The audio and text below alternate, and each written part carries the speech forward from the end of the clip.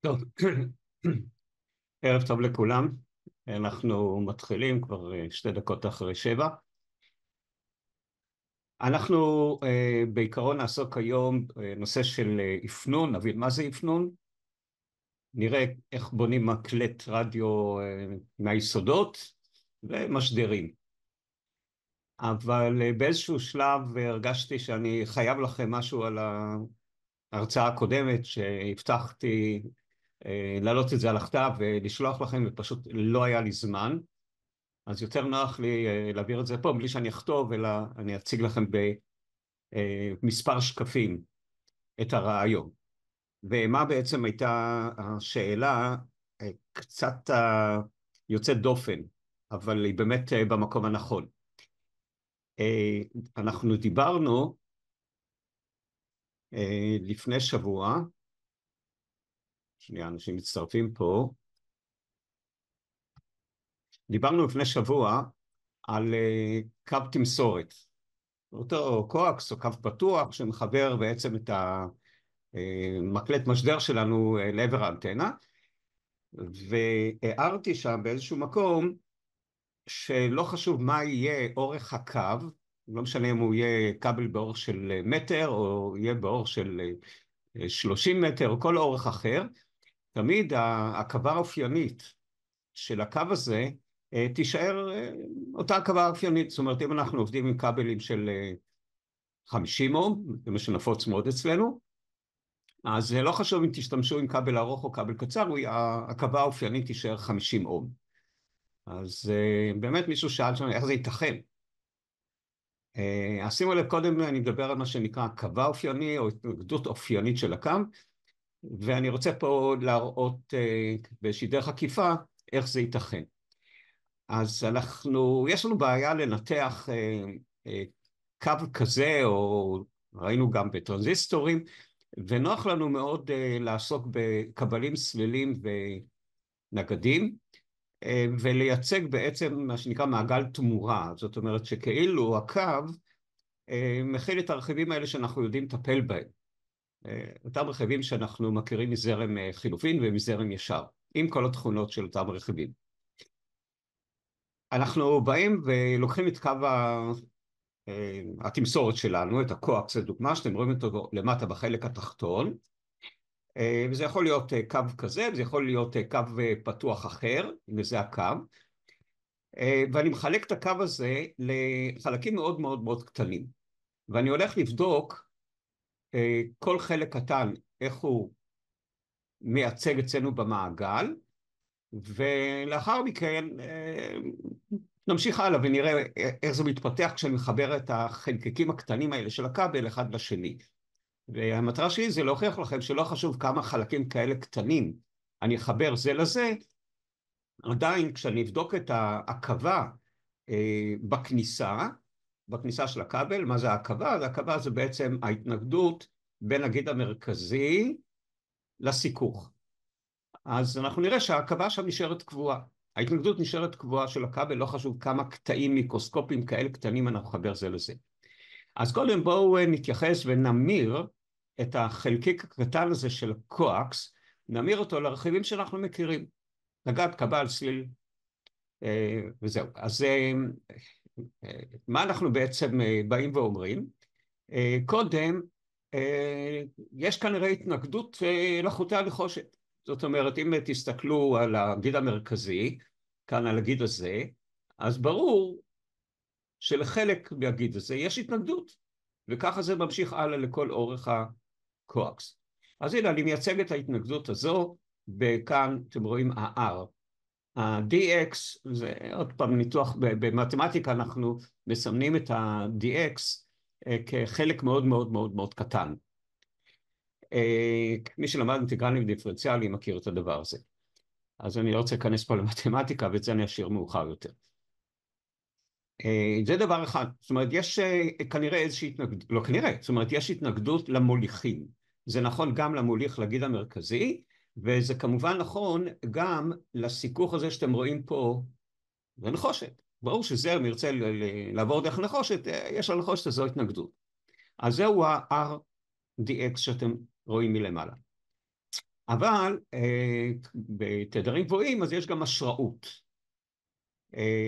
השראות זאת אומרת, אנחנו יודעים שברגע שזורם זרם כנראה נוצר שדה מגנטי מסביב, על זה כבר דיברנו בזרם ישר ובזרם חילופין, אז זאת תהיה השראות ה-L, השראות ליחידת אורך מאוד מאוד מאוד קטנה, ל-dx, כן? זה ליחידה מאוד מאוד קטנה, כמו שאמרנו, של אורך הקוואקס. אז זה ביחס להתנגדויות טוריות, אבל יש קיבול בין הגיד המרכזי לגיד החיצוני, לסיקור. כי אמרנו שבין כל שני חוטים, כמו בין כל שני משטחים של מתכת, מה שאנחנו עושים בעצם בקבל, יש קיבול. אז בקבל אני מעוניין שהקיבול יהיה גבוה נניח, אז לכן אני עושה לוחות בעלי שטח גדול ככל האפשר, אבל גם בין שני חוטים יש איזשהו קיבול, מאוד מאוד מאוד קטן, אבל יש קיבול. זהו ה-CDX שאתם רואים פה. בסדר? עוד פעם, ה-C מראה שזה קיבול, וה-DX זה דלתות מאוד מאוד קטנות, זאת אומרת, כמו שאמרתי, חתכתי את הקוקס הזה ליחידות מאוד מאוד קטנות. זה הדלתה. אבל יכול להיות שיש גם זליגה בגלל הבידוד. שימו לב שבין הגיד המרכזי לגיד החיצוני יש כאן איזשהו חומר מבדד. כן? זה מבדד. אז יכול להיות, לא יכול להיות, זה בטוח שיש איזושהי זליגה. אנחנו רוצים לומר שלא תהיה זליגה של זרם, רוצים פה שההתנגדות תהיה מאוד מאוד מאוד גבוהה, אבל לפעמים יכול להיות שכמה מיקרו ננו אמפרים וכך הלאה, בכל זאת עוברים. אז אנחנו מסמנים את זה סליחה, כ-GX, להזכיר לכם ש-G, שאתם רואים פה במעגל הזה, זה מוליכות, כן? G, דיברנו על כך ש-G שווה 1 חלקי R, 1 חלקי ההתנגדות. בסדר? אז אנחנו נוהגים פה לדבר דווקא על G, מי שרוצה לסמן זה דווקא בהתנגדות, שיסמן את זה בהתנגדות. עכשיו, אוקיי, אז זה ביחס לחלקיק מאוד מאוד קטן של הכבל, ולהרחיק הזה, החלק הזה הוא עומד בפני עצמו, ואני עכשיו רוצה לחבר אין סוף כאלה. כי אמרנו שהיחידה הקטנה הזאת היא יחידה קטנה מאוד. היא יכולה להיות באורך, אני יודע, פחות במילימטרים, כמה שאתם רוצים בעצם. אז עכשיו אני הולך ומחבר המון כאלה. ואתם רואים למעלה שחיברתי 4 יחידות כאלה, 1, 2, 3 ו-4, אתם רואים את זה למעלה כאילו, ואני רוצה להוכיח כאן שאם יש לי יחידה אחת או 4 יחידות או אין סוף יחידות, אתם תראו שההתנגדות בכניסה נשארת אותו דבר. עכשיו, להוכיח את הדבר הזה כמו שזה מצויר פה על השקף ברגע זה, אז אני אתקל פה בבעיות בעיות מתמטיות, כן? רובנו, בואו נאמר, אנחנו לא מכירים, לא מבינים מה זה ה-DX הזה ומה זה יחידות כאלה קטנות, אז בואו נסתכל על זה בדרך קצת שונה. נתייחס לזה כאל נגדים, כן? כי יש פה נגדים, אתם רואים, את הנגד הטורי ואת הנגד המקבילי, והקיבול וההשראות הם כבר פונקציה של התדר. אם הייתי רוצה לרשום את ההקבה של הדבר הזה, זה היה, המשוואה הייתה משוואה קומפלקסית. אני לא יודע כמה מאיתנו אנחנו למדנו על משוואות קומפלקסיות או מספרים קומפלקסיים, מה שנקרא מספרים מרוכבים ברוב המקרים במסע לומדים, בי"ב, בי"ד, לומדים תחת השם הזה, מי שלומד כמובן 5 יחידות, כן? אז במקום לדבר על מעגל כזה מורכב, בואו ניקח משהו הרבה יותר פשוט. ואני אוכיח לכם שבמעגל שיש לנו פה, שלא חשוב כמה נגדים שאני אוסיף, כמה יחידות קטנות כאלה, תכף נראה את היחידות, זה לא ישנה. ההתנגדות בכניסה של המעגל תישאר אותה התנגדות. מה זה הכניסה? הנה, כאן אני מכניס בין שתי הנקודות האלה את המקור מתח, ובואו נראה האם אני לוקח אנטנה של 75 אום, היה לי נוח לקחת 75 כמספרים ממש עגולים, אותו דבר אני יכול לעשות עבור כל אנטנה של 50 אום כמו שאנחנו עובדים, או 300 אום, או 450 או 600, זה גם אנטנות שאנחנו נוהגים לעבוד איתן, אז כמובן זה ישנה את ערך הנגדים. המטרה של הבנייה של שלושת הנגדים שאתם רואים, של ה-25 אום ושל ה-100 אום, זה מייצג בעצם את הכבל שלי, אוקיי? הדבר הזה, מה שראינו קודם, הוא מייצג את הדלטה, את החלק הקטן של הכבל. ובואו נראה אם אני מחבר הרבה יחידות כאלה, האם ההתנגדות נשארת אותה התנגדות. אז קודם בואו נראה האם הוספת שלושת הנגדים האלה, האם זה משנה את ההתנגדות בכניסה. שאני הרשמתי פה שה-ZIN הוא 75 אום. אני רוצה שיהיה 75 אום, כי האנטנה שלי היא גם 75 אום. אז בואו נראה. אז בואו נזכיר לכם איך מחברים נגדים בטור ובמקביל, ותראו שזה נורא פשוט. אז אני מקווה שכולם רואים שבטור לאנטנה מתחבר פה נגד של 25 אום, כן, שני אלה מתחברים בטור, בטור פשוט מחברים את ערכי הנגדים. אז 25 ועוד 75 זה 100. ה-100 הזה, שאתם רואים אותו פה, שהוא השקול של שני אלה, מתחבר במקביל ל-100 שאתם רואים כאן. עכשיו, כשמחברים שני נגדים במקביל, השקול שלהם הוא מחצית מאחד הנגדים. זאת אומרת, יש לי 100 אום, וכאן יש לי עוד 100 אום מחיבור שני הנגדים בטור, אז 100 במקביל ל-100 זה 50. ואז ל-50 האלה מצטרף עוד 25 אום בטור. ובכן, ה-50 ועוד 25 זה 75 אום. יפה, אז קיבלנו כאן שאף על פי שהוספנו עוד 3 נגדים, התנגדות הכניסה למערכת הזאת נשארה אותו דבר, 75 אום, ממש כמו אנטנה. וזה מה שאנחנו רוצים, כי אמרנו שכאשר התנגדות העומס, במקרה שלנו זו האנטנה, שווה להתנגדות הגנרטור, במקרה שלנו נניח המשדר או המקלט, אז מקסימום אנרגיה יועבר מהמקלט משדר לעבר האנטנה. אוקיי, בואו נמשיך הלאה. חיברתי עוד מערכת כזו של עוד 25, 25 ו-100 אום.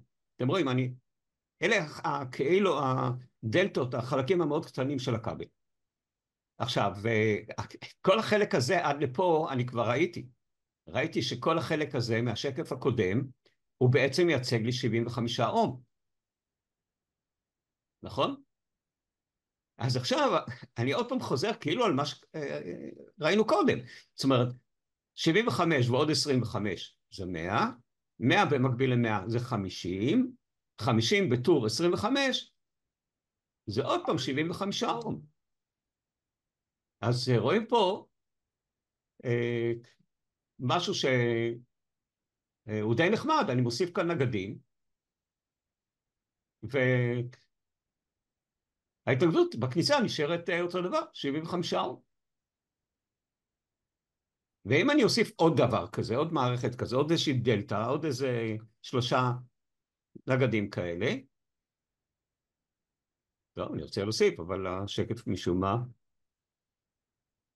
לא רוצה להתקדם. למה?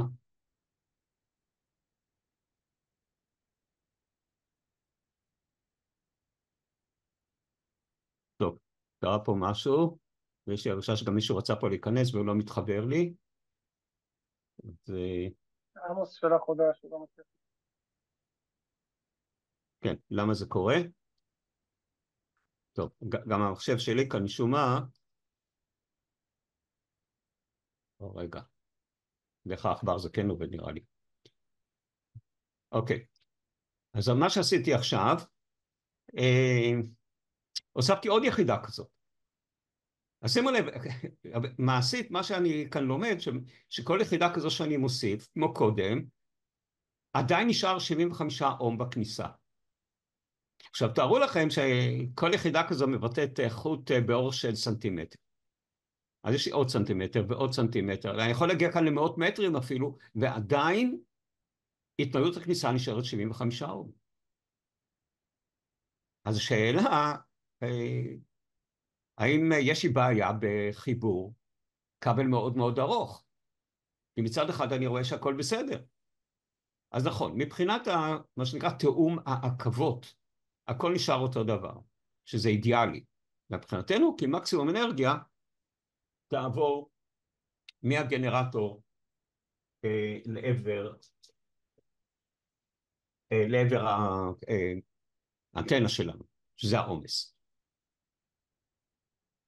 אבל האם יש גם משהו שלילי בדבר הזה? ברור שכן, כי יש כאן נגדים, ועל הנגדים נופל מתח, מתפתח הספק שהולך לאיבוד. זאת אומרת, העכבה האופיינית היא בסדר גמור, זאת אומרת, אף על פי שהחוט הוא ארוך, מקסימום אנרגיה תעבור, אבל לחלק הזה, לחלק החוט בין הגנרטור לבין האנטנה, ייפול חלק מההספק. אז זה צריך לקחת בחשבון, לא לבוא ולהגיד, אני אקח חוט של 10 מטר לעבר האנטנה, זה יהיה בדיוק כמו שאני אקח חוט של 50 מטר.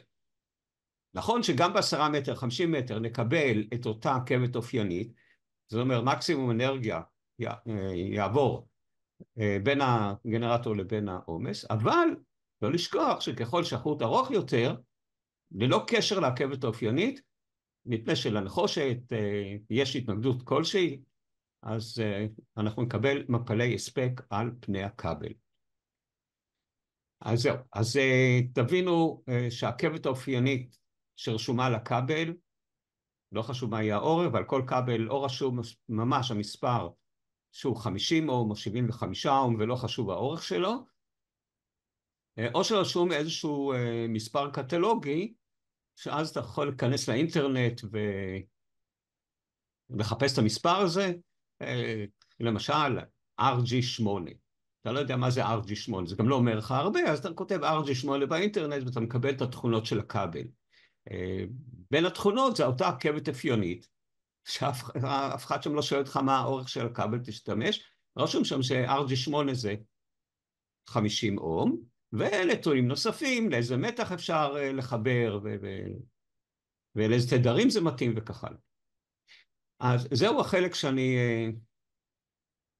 התחייבתי באיזשהו מקום להסביר לכם, ועוד פעם, אם אתם רוצים לחזור אחורה ולנתח את הדבר הזה בעזרת קיבולים והשראויות, אז פה נדרשת המתמטיקה המתאימה, והמתמטיקה הנדרשת פה זה מספרים קומפלקסיים, ולדעת לעבוד עם המספרים הקומפלקסיים, שזה לא הקטע שאנחנו הולכים לדבר עליו, כי לא כולנו למדנו את הנושא הזה, אז אנחנו נדחה את זה לפעם אחרת, כשנעבור כיתה. אוקיי, אז אנחנו עכשיו, הנה, זה השקף האחרון בנושא הזה, וכאן כתבתי שהמסקנה, העקבה האופיינית, נשארת קבועה, אבל ההנחתה, זאת אומרת, מפלי ההספק, כן?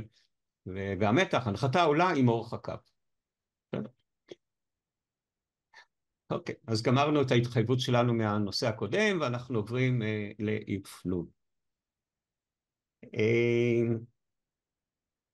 מה זה המונח הזה, אבחון, שאנחנו נדבר עליו המון? אנחנו יכולים, בואו ננסה להסביר את זה בדרך כזאת. אני רוצה שיהיו לי הרבה מאוד תחנות שמשדרות באוויר. אבל מפני שכל התחנות, נניח של המוזיקה ושל הדיבור וכך הלאה, כולן בעצם משדרות פחות או יותר את אותם תדרים. אם הייתי הולך בדרך הפשוטה, מה זאת אומרת אותם תדרים? תדרי הדיבור.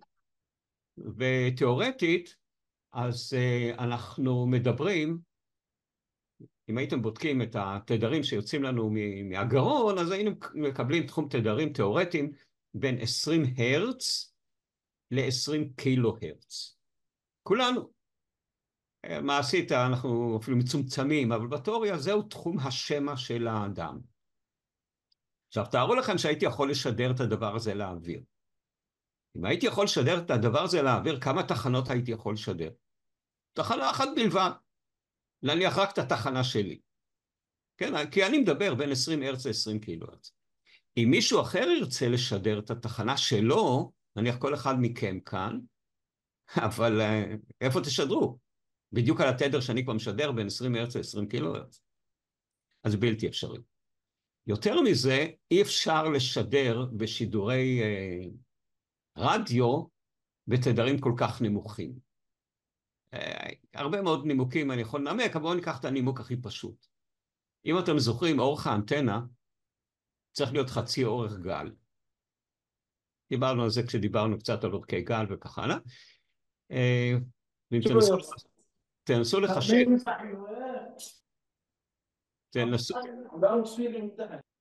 מיכאל, סגור שם את המיקרופון שלך.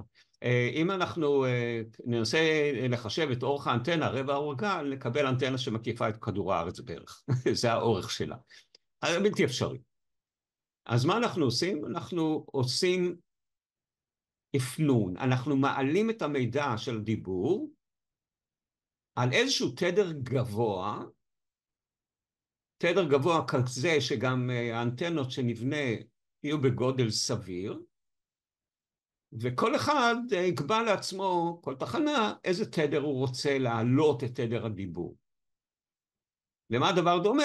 אתה רוצה להעביר את הדיבור שלך, או את עצמך אפילו, ממקום א' למקום ב', אז מה אתה לוקח? אתה לוקח רכב, ואתה נוסע על הרכב. אני אשתמש בהגדרה הזו בהמשך, ותראו למה אני דווקא לוקח את הדוגמה הזאת. אז מה שאנחנו עושים, אנחנו לוקחים את הדיבור שלנו, שאמרנו בין 20 הרץ ל-20 קילו הרץ, ואנחנו מעלים אותו על תדר נניח של 100 מגה, או 110 מגה, או 150, או 200 מגה. כל אחד, בוא נאמר ברגע זה, כראות עיניו. פעולת ההרכבה של המידע שלנו, המידע זה הדיבור, על אותו גל, על אותו רכב שיקח את המידע הזה למרחקים גדולים מאוד, נקרא בשם אפנון.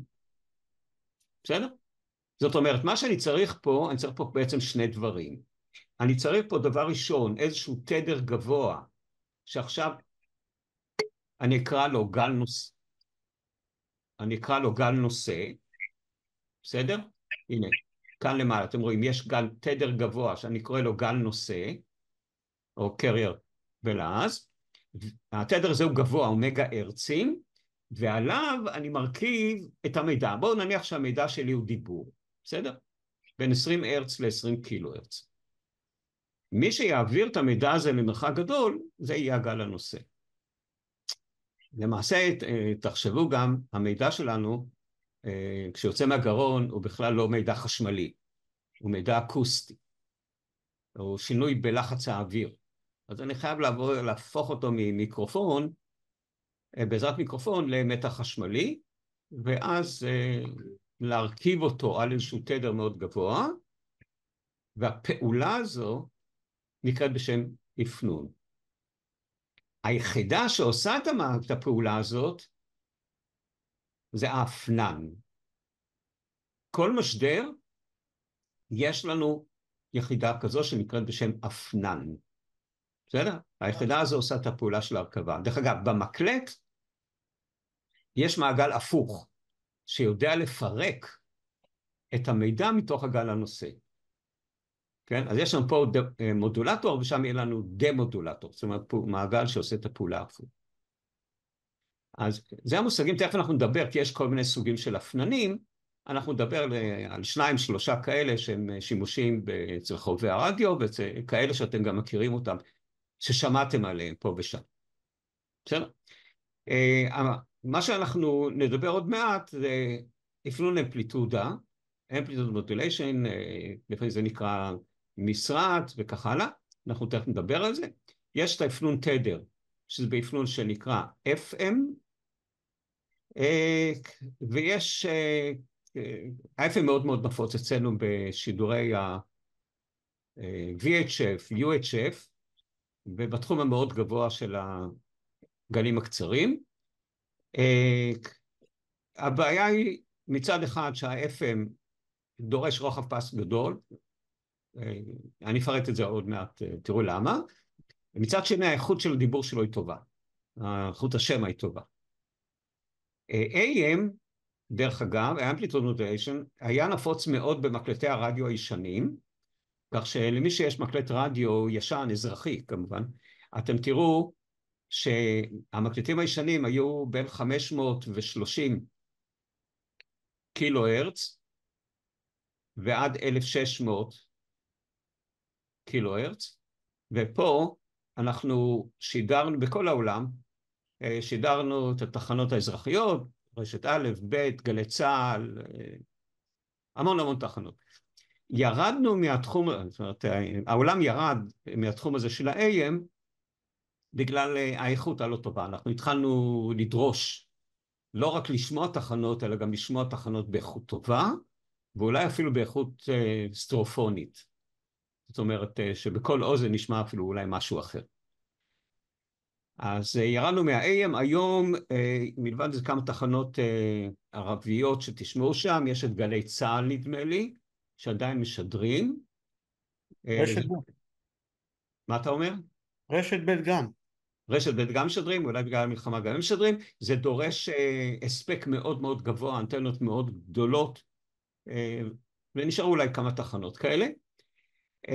ה-FM, עברנו ל-FM, ב-FM האיכות היא יותר טובה, אני מדבר על השידור לאזרחים, כן? ברדיו עשו עם זה מה שהם רוצים, אתם תראו בהמשך. האיכות הרבה יותר טובה, לא רק זה, אלא השידור גם סטרופוני. זאת אומרת, אתה יושב כאילו באולם שיש איזה קונצרט, ואתה שומע בכל אוזן חלק אחר של הכלים, בהתאם למה שהם נמצאים על הבמה. אבל השידור הסטרופוני לא ניכנס ברגע זה. זה נושא שעומד בפני עצמו, שהוא בתוך האפל, בתוך אפנון האפל.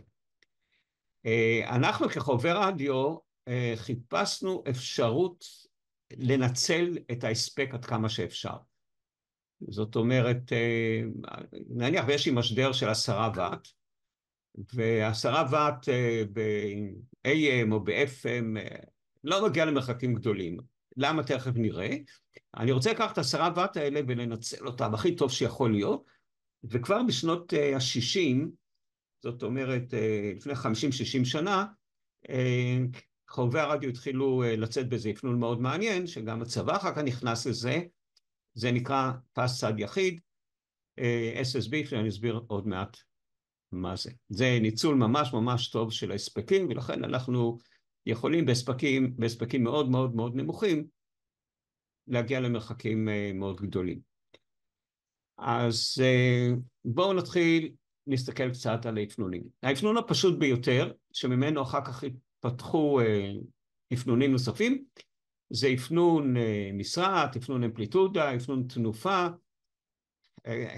בעברית זה מתורגם איך שאתם קוראים פה, או אפנון מסרט, או אפנון אמפליטודה, או אפנון תנופה.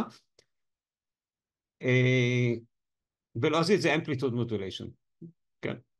אבל הבעיה שאמפליטודה, זה יכול להיות תנופה או מסרט בעברית. אז בואו נסתכל ונראה את הגרפים שיש לנו.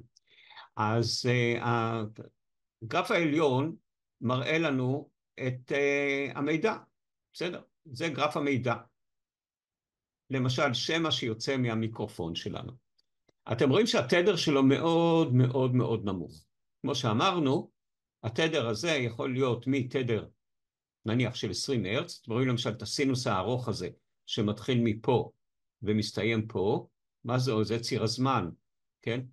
שאם לוקח למתח הרבה זמן להתפתח ממינוס לפלוס וככה, זאת אומרת זה תדר נמוך, ופה אתם יכולים לראות למשל תדרים יותר גבוהים, כן? למשל זהו תדר יותר גבוה, אתם רואים שלוקח פרק זמן יותר קצר. וכמו שאמרנו, המידע שלנו, נניח של דיבור, בין 20 הרץ ל-20 קילו הרץ. אוקיי? אז זה מה שיוצא מהמיקרופון. אז אני לוקח את המידע הזה, ואני מכניס אותו לתוך היחידה שלנו. הנה, זה המידע שנכנס לתוך היחידה שלנו, והיחידה שלנו, מה זה? זה אפנן. כן? פה יש לנו יחידה של אפנן. איך בונים אפנן? תרשים מלבנים. זאת אומרת, מי שרוצה לבנות את זה עם טרנזיסטור, מי שרוצה לבנות את זה עם מנורת רדיו, כמו שהיה בעבר הרחוק, מי שרוצה לבנות את זה עם איזשהו ג'וק מסוים, אין בעיה. אני לא מעניין אותי איך מה בפנים, ולכן אני אעשה את זה כריבוע. בתוך הריבוע הזה, כל מתכנן יתכנן את האפנן בצורה שונה. אבל המידע הזה, אמרנו, כולנו מדברים באותם תדרים, אני רוצה להרכיב את המידע הזה על תדר גבוה. אז לכן אני בונה בתוך המשדר שלי גנרטור שמייצר תדר גבוה. תחנה אחת, יש לה, הגנרטור שלה הוא נניח 1 מגה הרץ, הגנרטור השני הוא 2 מגה הרץ, הגנרטור השלישי הוא 100 מגה הרץ. כל אחד לפי רצונו או מה שנקבע לו בתקן. אז זהו האות שבא מהגנרטור הפנימי, שכבר אמרנו, הוא נקרא בשם גל נושא, קרייר. כן? אז זה הגל הנושא. לתוך האפנן נכנס הגל הנושא, ומצד שני האינפורמציה שלנו, שזה המידע, והמעגל הזה יודע לבצע איזושהי פעולה מתמטית של כפל, שאני לא הולך להסביר עכשיו איך מכפילים סינוסים בסינוסים וכך הלאה, זה כבר עוד פעם מתמטיקה, אז לפעמים אתם תראו שהדבר הזה אפילו מסומן ב-X, היחידה הזאת, כך שלא צריך לכתוב שזה אפנן, זאת אומרת ה-X הזה מראה שזה אפנון, והמעניין הוא שמה שיוצא עכשיו ביציאה זה האות המאופנן, והוא נראה ככה. מה אנחנו רואים פה? אנחנו רואים שהיה לנו קודם איזשהו גל נושא שהאמפליטודה שלו הייתה קבועה.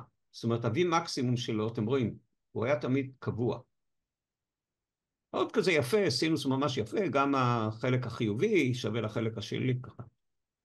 מה שהאפנן הזה עשה, הוא לקח בעצם ושינה את ה-V מקסימום, או את המשרעת, או את התנופה של המתח הזה, בהתאם למידה. שימו לב שהקו המקווקו שמופיע פה, הצורה שלו דומה למידע שנמצא פה למעלה.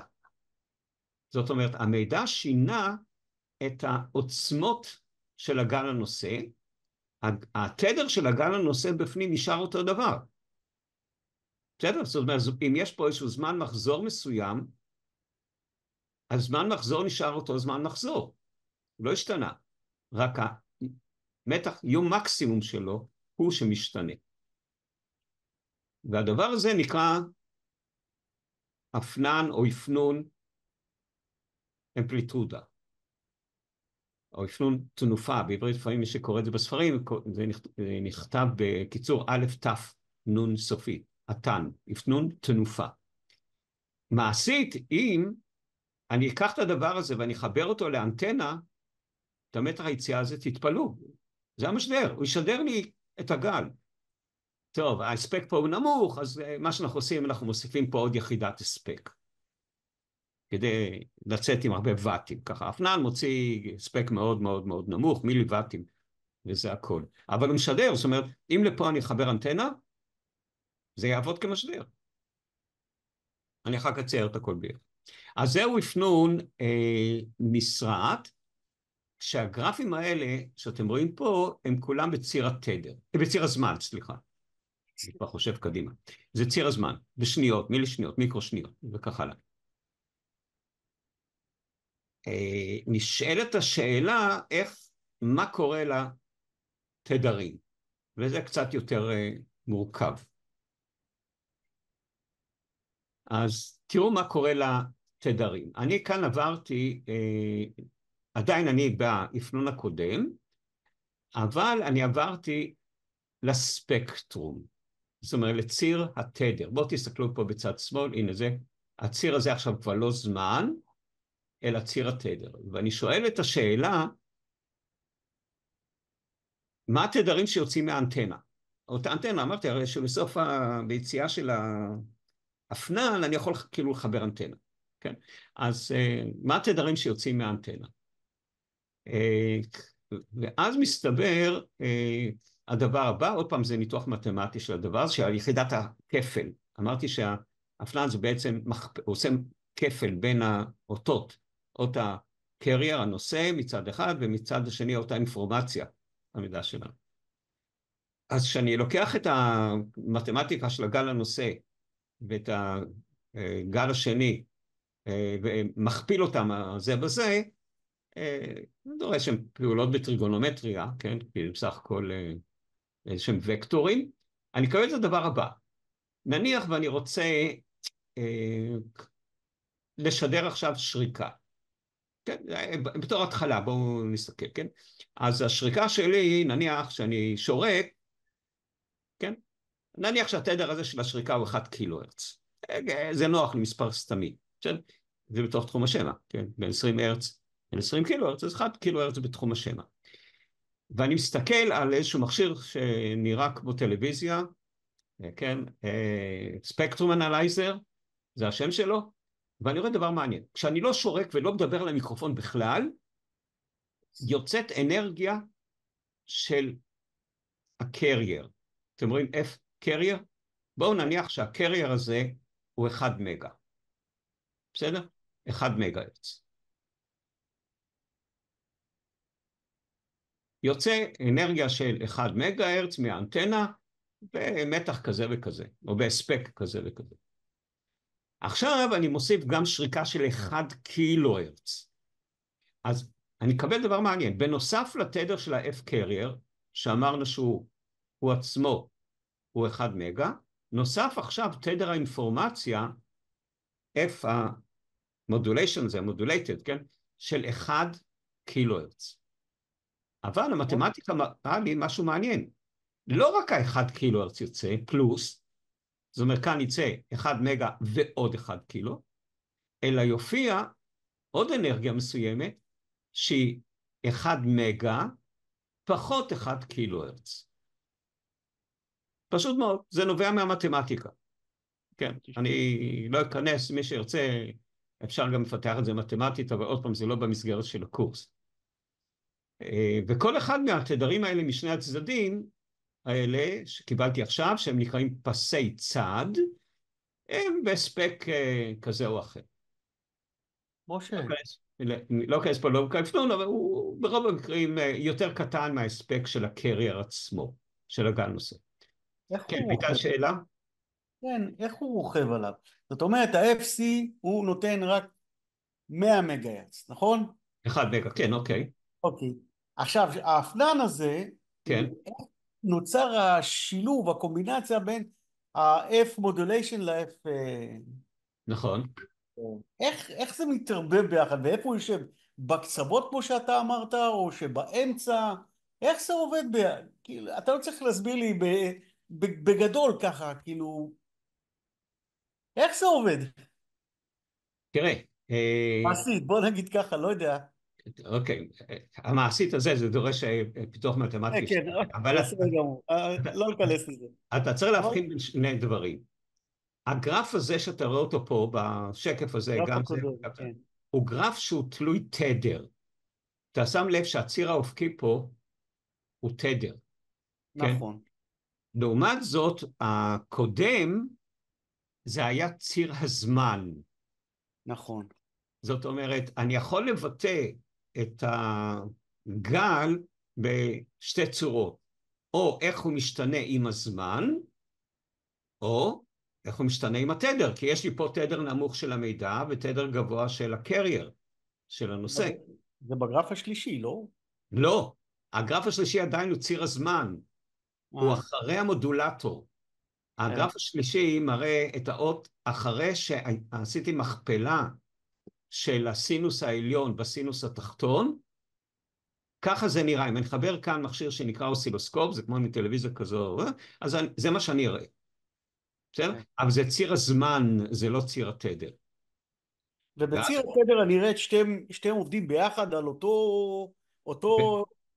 בציר התדר, אוקיי, זה ציר התדר, חזרתי לציר התדר, בציר התדר פתאום הסתבר לי ככה, אילו לא הייתי מדבר כלל, לא היה לי מידע למיקרופון, אז כמובן היה נכנס אך ורק הקרייר, הנה היה נכנס אך ורק הדבר הזה, FC, לתוך האפנן, כאן מתח לא היה נכנס 0, ואם לא היה נכנס פה שום דבר, כשאתה מכפיל משהו בכלום, המשהו הזה יוצא החוצה. אז זה כשאתה לא מדבר. בסדר? כשאני מתחיל פה לדבר כאן במידע שמופיע כאן, אז נוצרת המכפלה בין שתי הכניסות האלה, והמכפלה פתאום מלבד הגל הזה שיוצא פה החוצה, מסתבר שיוצא גל שהוא סכום התדרים והפרש התדרים. זה ממש מחבר אותם. כן, אבל החיבור הזה הוא נובע מתוך דווקא מכפלה, כי כשהם לוקחים במכפלים שני קוסינוסים או שני סינוסים אחד בשני, אז מסתבר שיוצא שם גם ההפרש וגם הסכום של התדרים. תדרים, שימו לב, לא, זה לא ציר הזמן. בקיצור, אני רוצה עכשיו לקלוט את המידע שלי, אני צריך פתאום לקלוט 3 תדרים. מקלט הרדיו שלי, ב-AM, צריך לקלוט את תדר הנושא, ה-1 מגה-הרץ הזה, את תדר הסכום, שהוא 1 מגה ועוד 1 קילו, ואת תדר ההפרש, שהוא 1 מגה פחות 1 קילו. פתאום נוצרו לי 3 תדרים, שאותם אני צריך, זאת אומרת, המקלט צריך להיות עם חלון מספיק גדול שיוכל לקלוט את 3, מה שנקרא רוחב פס של המקלט. אוקיי, אז זה כשיוצא 1 קילו. מה קורה כשעכשיו אני מוסיף נגינה של 0.5 קילו הרץ? נניח, יש לי איזה כלי נגינה, מוציא 0.5 קילו הרץ. אז יופיע עוד פס אנרגיה, אחד פה ואחד פה, שאחד, האדום העליון יהיה קרייר ועוד 0.5 קילו הרץ, והתחתון יהיה קרייר פחות 0.5 קילו.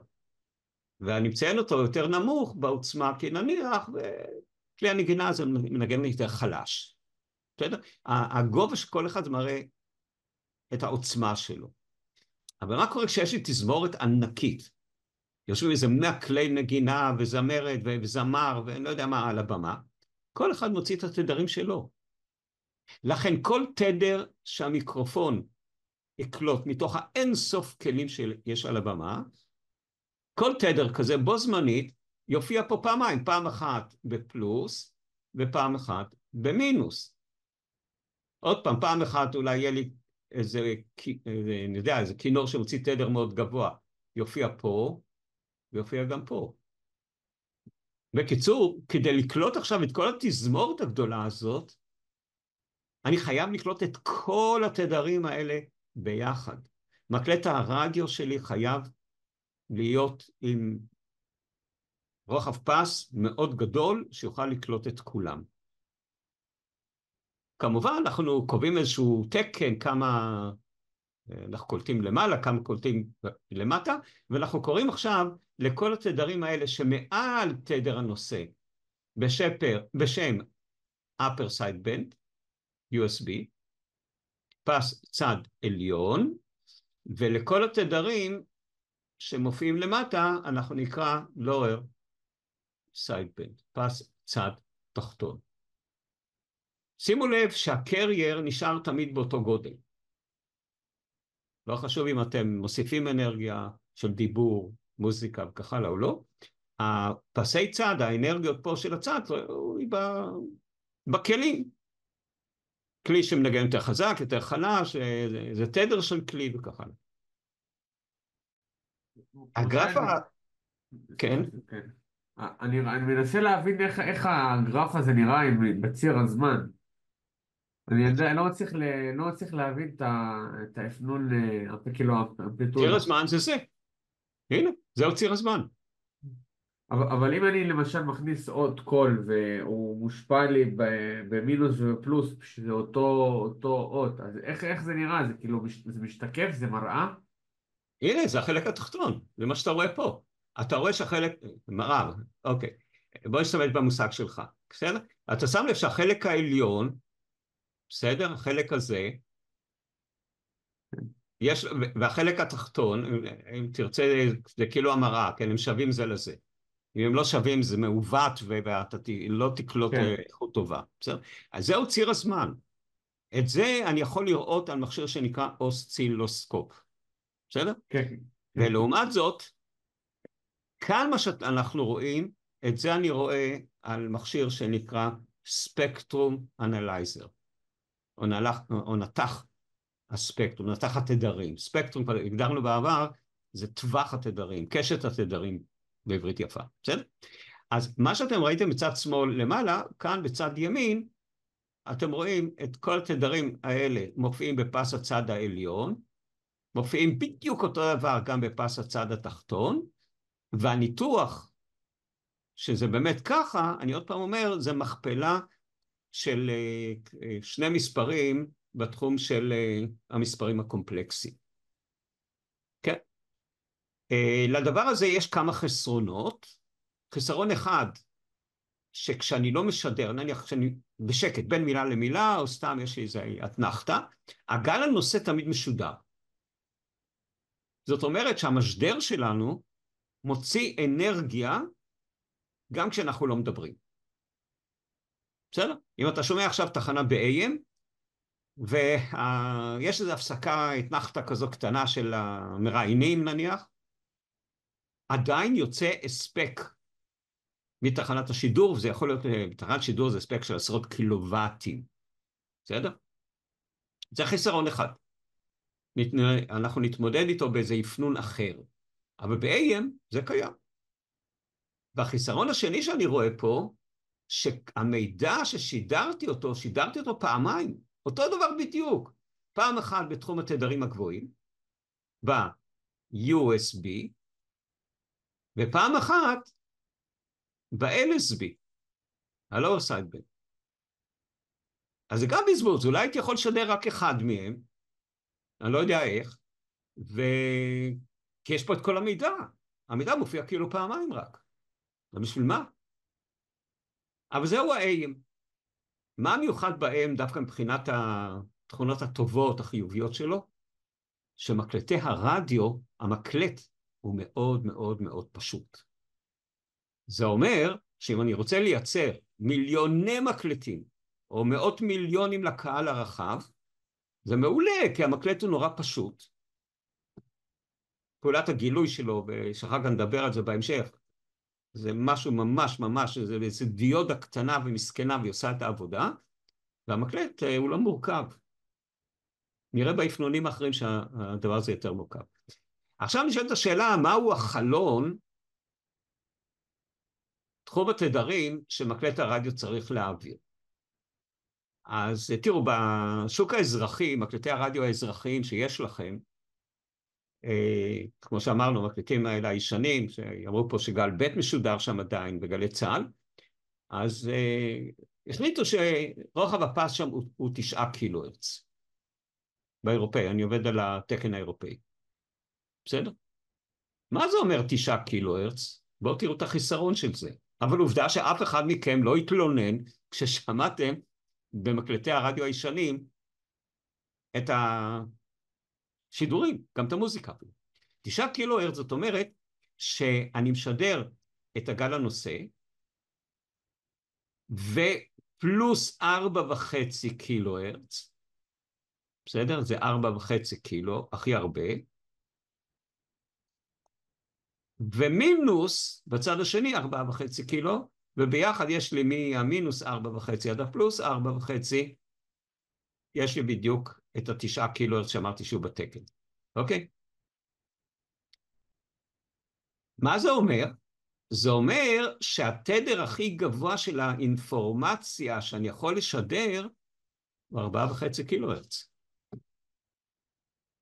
ויש כאן בעיה. מה הבעיה? אמרנו שתחום התדר של הדיבור שלנו בתיאוריה הוא בין 25 הרץ עד, בסדר? עד 20 קילו הרץ. ואם משדר ומקלט AM יכול לשדר רק 4.5 קילו הרץ, זאת אומרת, שימו לב, 4.5 מתוך התחום הזה, הוא בערך רבע מתחום השמע של האדם. זאת אומרת, אם יש לכם פה איזה כלי נגינה, שהתדר שלו הוא גבוה מ4.5 קילו הרץ, לא תשמעו אותו. אז זה החיסרון, אבל המעניין הוא שרובנו מלבד אנשי המוזיקה וכך הלאה, שהרגישו בחיסרון הזה, נורא נהנינו, וכל העולם נהנה עשרות רבות של שנים בשידורי AM. וגם היום, תנסו להזין ל-AM, אתם תראו שזה נשמע סביר.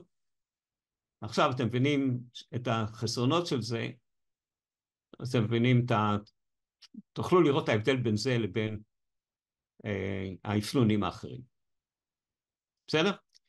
אז המסקנה הסופית מתוך זה, אתם רואים את זה כאן למטה, בסדר? באפנון אמפליטודה נוצרים שני פסי צד, וזה באיזשהו מקום החיסרון שננסה להתמודד איתו בעתיד. אז זה היה רעיון על האפנון הזה, אפנון ה-AM, ובואו נעבור לאפנון היותר חדש. מפני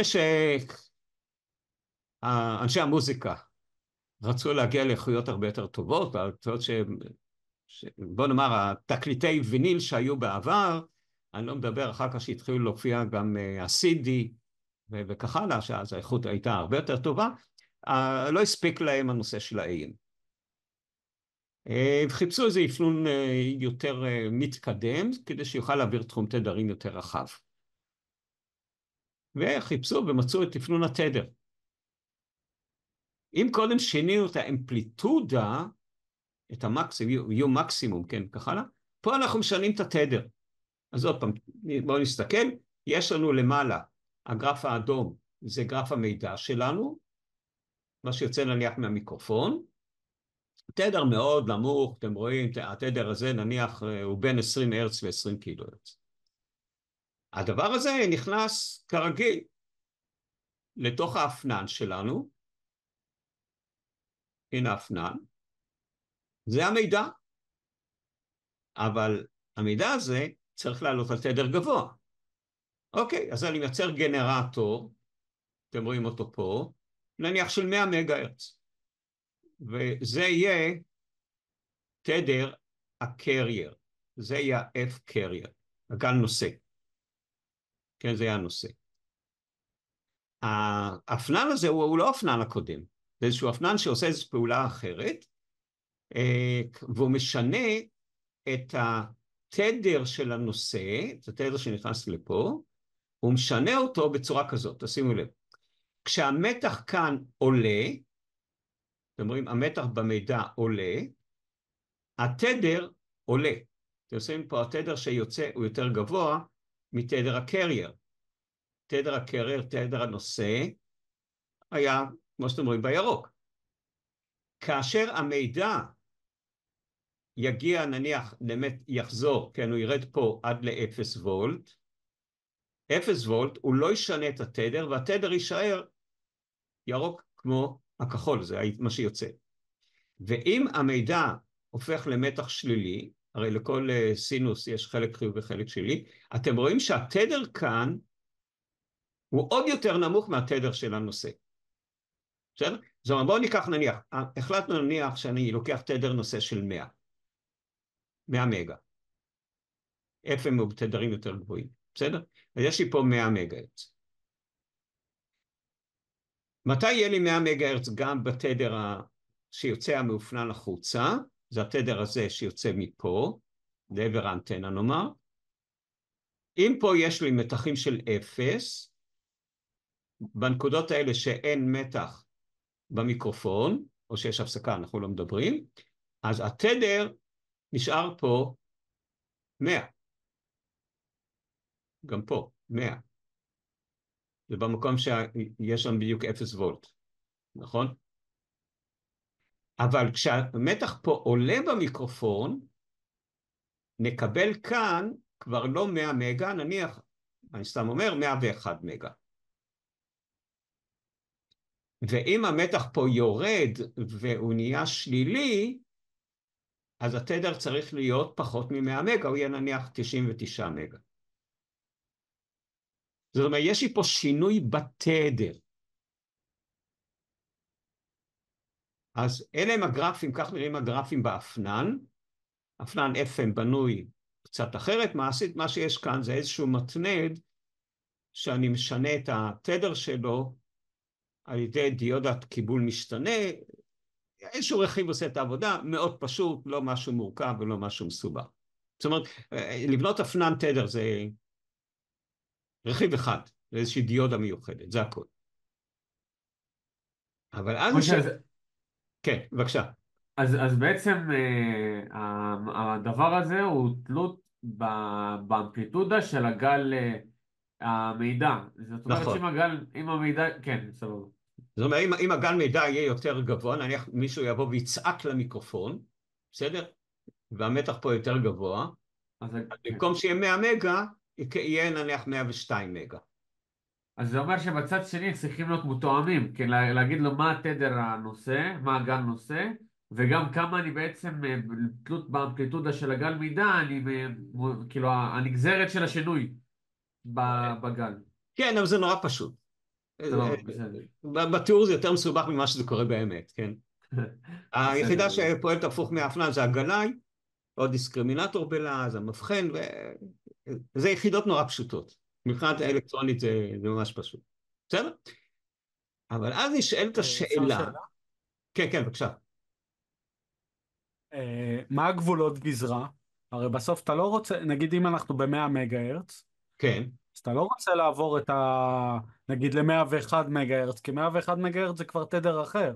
מישהו זאת אחר משדר עליו. נכון, נכון, נכון. אז איך קובעים את הגבולות גזרה אוקיי, בתוך ה-100 מגה? שאלה מצוינת, וזה יהיה השקף הבא. אוקיי.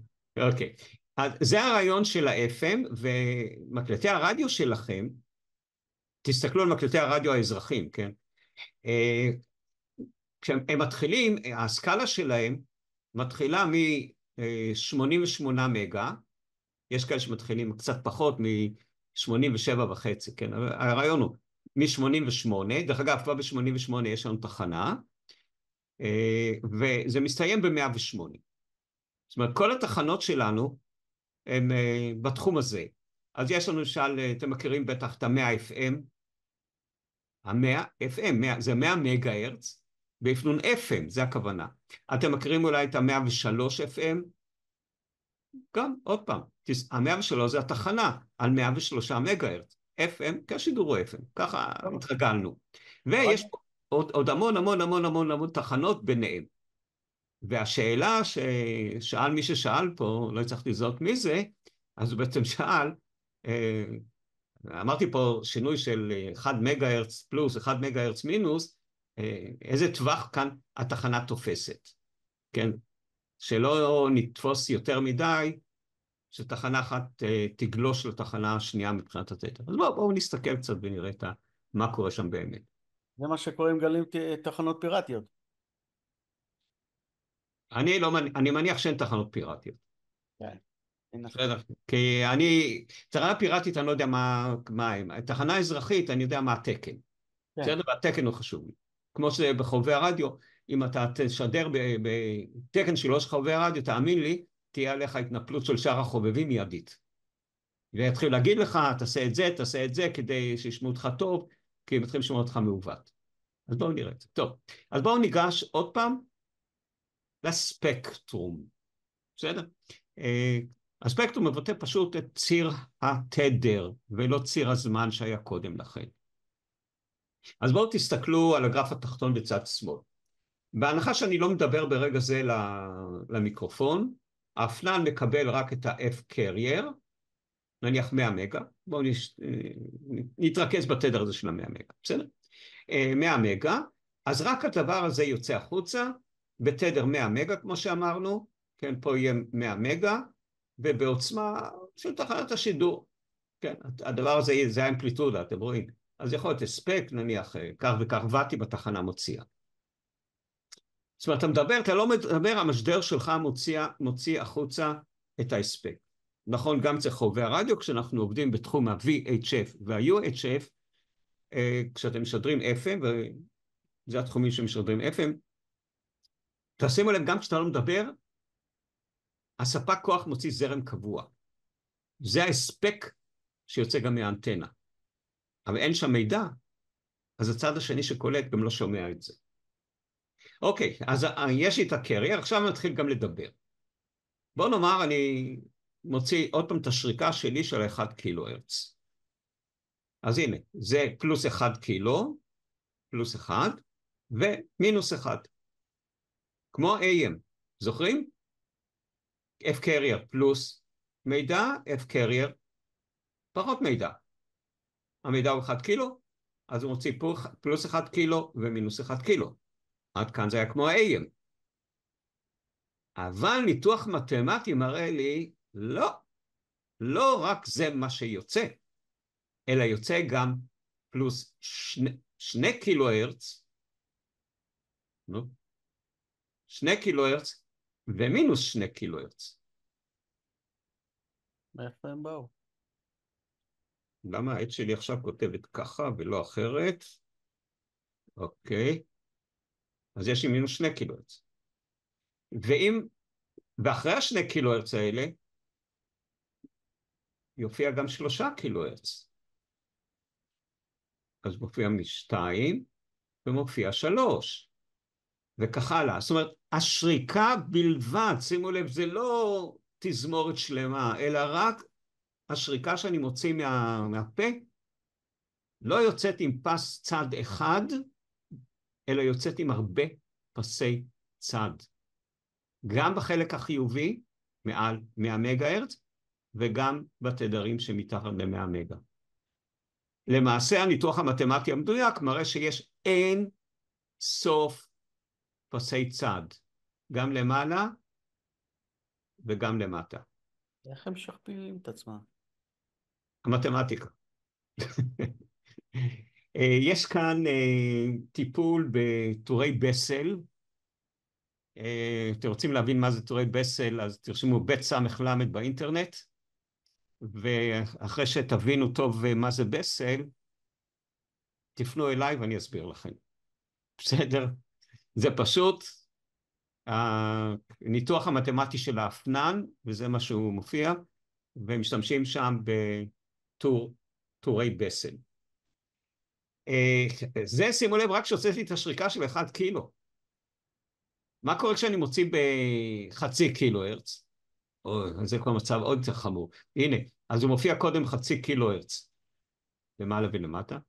ב1 קילו הרץ. זה עוד חצי קילו, כן? ב1.5 קילו. ב2 קילו. ב2.5 קילו. ב3 קילו. ב4 קילו. וכמובן גם הצד השלילי. זאת אומרת, כל התדרים שאנחנו מכניסים במידע, לא שהם יוצאים פעם אחת כמו ב-AM בפלוס הקרייר ופעם אחת במינוס, אלא הם נוצרים אין סוף פעמים. וזה צריך לענות על השאלה שמישהו מכם שאל לפני 2-3 דקות. התחנה ב-FM תתפוס לי את כל ספקטרום התדרים ממינוס אין סוף עד פלוס אין סוף. כי התדר שיוצא מהאפנן מכפיל את עצמו אין סוף פעמים. אנחנו חייבים באיזשהו מקום להפסיק את ההשתוללות הזאת על כל הספקטרום, ולבנות איזשהו תקן, שיעביר רק תחום נורמלי של תדרים. אז גם כאן אני לא אכנס למונחים, אולי אני אנסה כן להסביר את זה פעם אחרת, פעם הבאה, של עומק האפנון וכך הלאה, מושגים שצריכים יותר לטפל בכל מיני דברים שהאפנן מטפל בהם, ואחרי שהחלטנו מה הספקטרום הזה, מה תחום התדרים, לשים איזשהו פילטר במשדר, שלא יעביר את התדרים שמעל מה שהחלטנו שיעביר, זאת אומרת שכל זה לא יעבור, וכל זה גם לא יעבור. זאת אומרת שיעבור רק מה שהחלטנו. אני מקווה שאתם מבינים שאם אני לא מעביר תדרים מסוימים, אז אני פוגע באיכות הצליל. כי הניתוח המתמטי מראה שאני חייב להעביר אותם. אבל אם אני שם שם איזשהו פילטר, איזשהו מסנן, שמונע את המעבר הזה, פגעתי באיכות הצליל. אוקיי, אז אנחנו מתפשרים, אין מה לעשות, ואנחנו מתחילים לשאול את עצמנו, כמה אני צריך פה לחתוך, כדי שהמידע שיעבור פה יהיה סדר גודל של נניח 98% מתחום המידע שאני כן הייתי רוצה להעביר. עד 2. לא, לא, לא. זה תלוי באיזשהו מקדם בטא של גל, והוא שאמרתי הנושא של עומק האפנון וככה לא מדבר ברגע זה. אני צריך לראות אם בשאלות שואלים אתכם, כי אם לא, אז לא נדבר על זה, ואם כן, אז כמובן אני אסביר את זה. תבין שהתשובה היא יותר מורכבת, כי למשל, אם החלטתי שרוחב הפס הוא 180 קילו הרץ, אלה מספרים אמיתיים בשידור אזרחי, כן?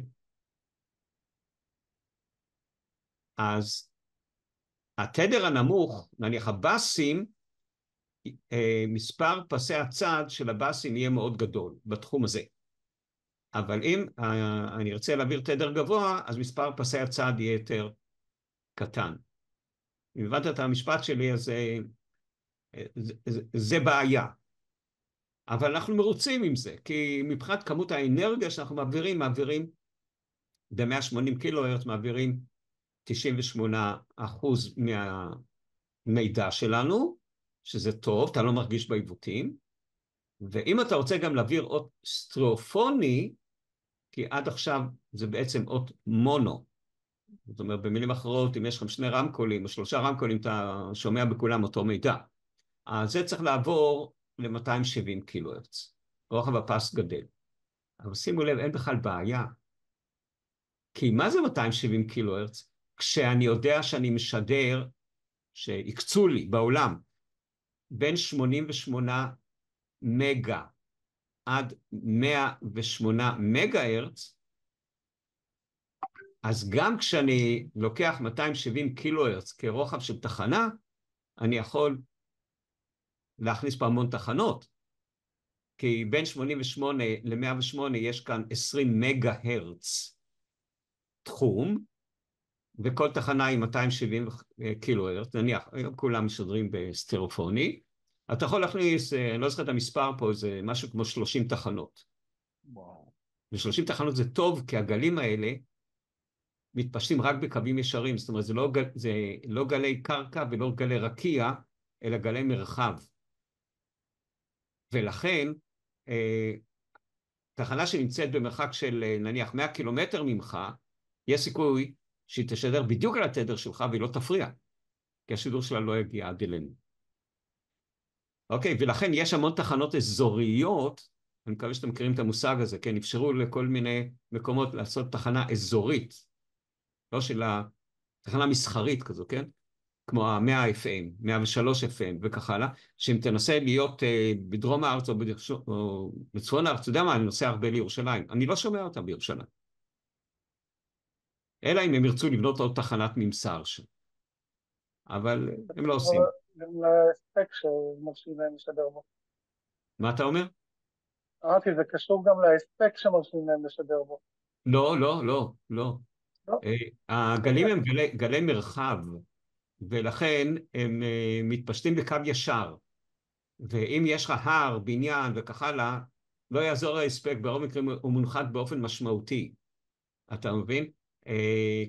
ולכן, בוא נאמר, באזור מישורי, הוא לא מישורי, כי כדור הארץ הוא עגול, כן? אז הם לא מגיעים למרחקים גדולים. לכן, אם תסתכל באזור שלנו, אתה תראה שיש המון תחנות ערביות שמשדרות ברחק של 200 קילומטר מאיתנו, אתה בכלל לא יודע שהיא קיימת, והיא משדרת בדיוק על התדר של תחנה שלנו, כי הגלים לא מגיעים. אז התחנות הארציות זה רק אנטנות נוספות, או? כן, אתה יכול לשים תחנות ממסר. אתה מבין? זאת אומרת, לחזק כאילו את השידור באזור מסוים. זה מה שעושות הארציות? ברשת ב', גלי צה"ל? כן, אבל תשים לב שרשת ב' משודר בתדר שונה. כשמסיימים תחנת ממסר, למשל, רשת ב' יש לך ב-95 מגה הרץ, ויש לך אותה תחנה בדיוק ב-95.5. תשים לב, תבדקו את רשת ב', אני מכיר זוכר את המספרים האלה. אני נוטה צפון דרום כל הזמן הזה. זה תחנת ממסר שלהם. אתה מבין? זה תחנת הממסר, כדי שישדרו לאזורים אחרים. באזור תל אביב אנחנו קולטים במקרה את שניהם. גם תכוונו ל-95 וגם 95.5, אז התחנות מאוד קרובות, אתה תשמע את שניהם. אבל תתרחק למשל לנתניה, אני באמת לא יודע מה קולטים בנתניה. יכול להיות שאת ה-95.5 ולא את ה-95. בסדר? אוקיי, אז יש לנו באפנון תדר שאנחנו כחובבי רדיו גם משתמשים בה, אבל בחובבי רדיו אנחנו לא עובדים ברוחבי סרט כאלה גדולים, של 270 קילוהרץ וכך הלאה, אלא ברוב המקרים אנחנו רוצים להעביר רק דיבור. אני לא רוצה להעביר שם מוזיקה ולא רוצה להעביר... ולכן אני עובד בסך הכל ברוחב פס של 5 קילוהרץ. אנחנו גם נוהגים לקרוא לזה נרו FM, או נרו בן FM. זאת אומרת, רוחב פס צר, כי רק דיבור. אז לפעמים זה לא נשמע הכי טוב, לוקח זמן להכיר את הצד השני, את הקולות שלו, כי חתכנו חלק מהקולות שלו, אבל זה עובד טוב בהספקים מאוד מאוד נמוכים.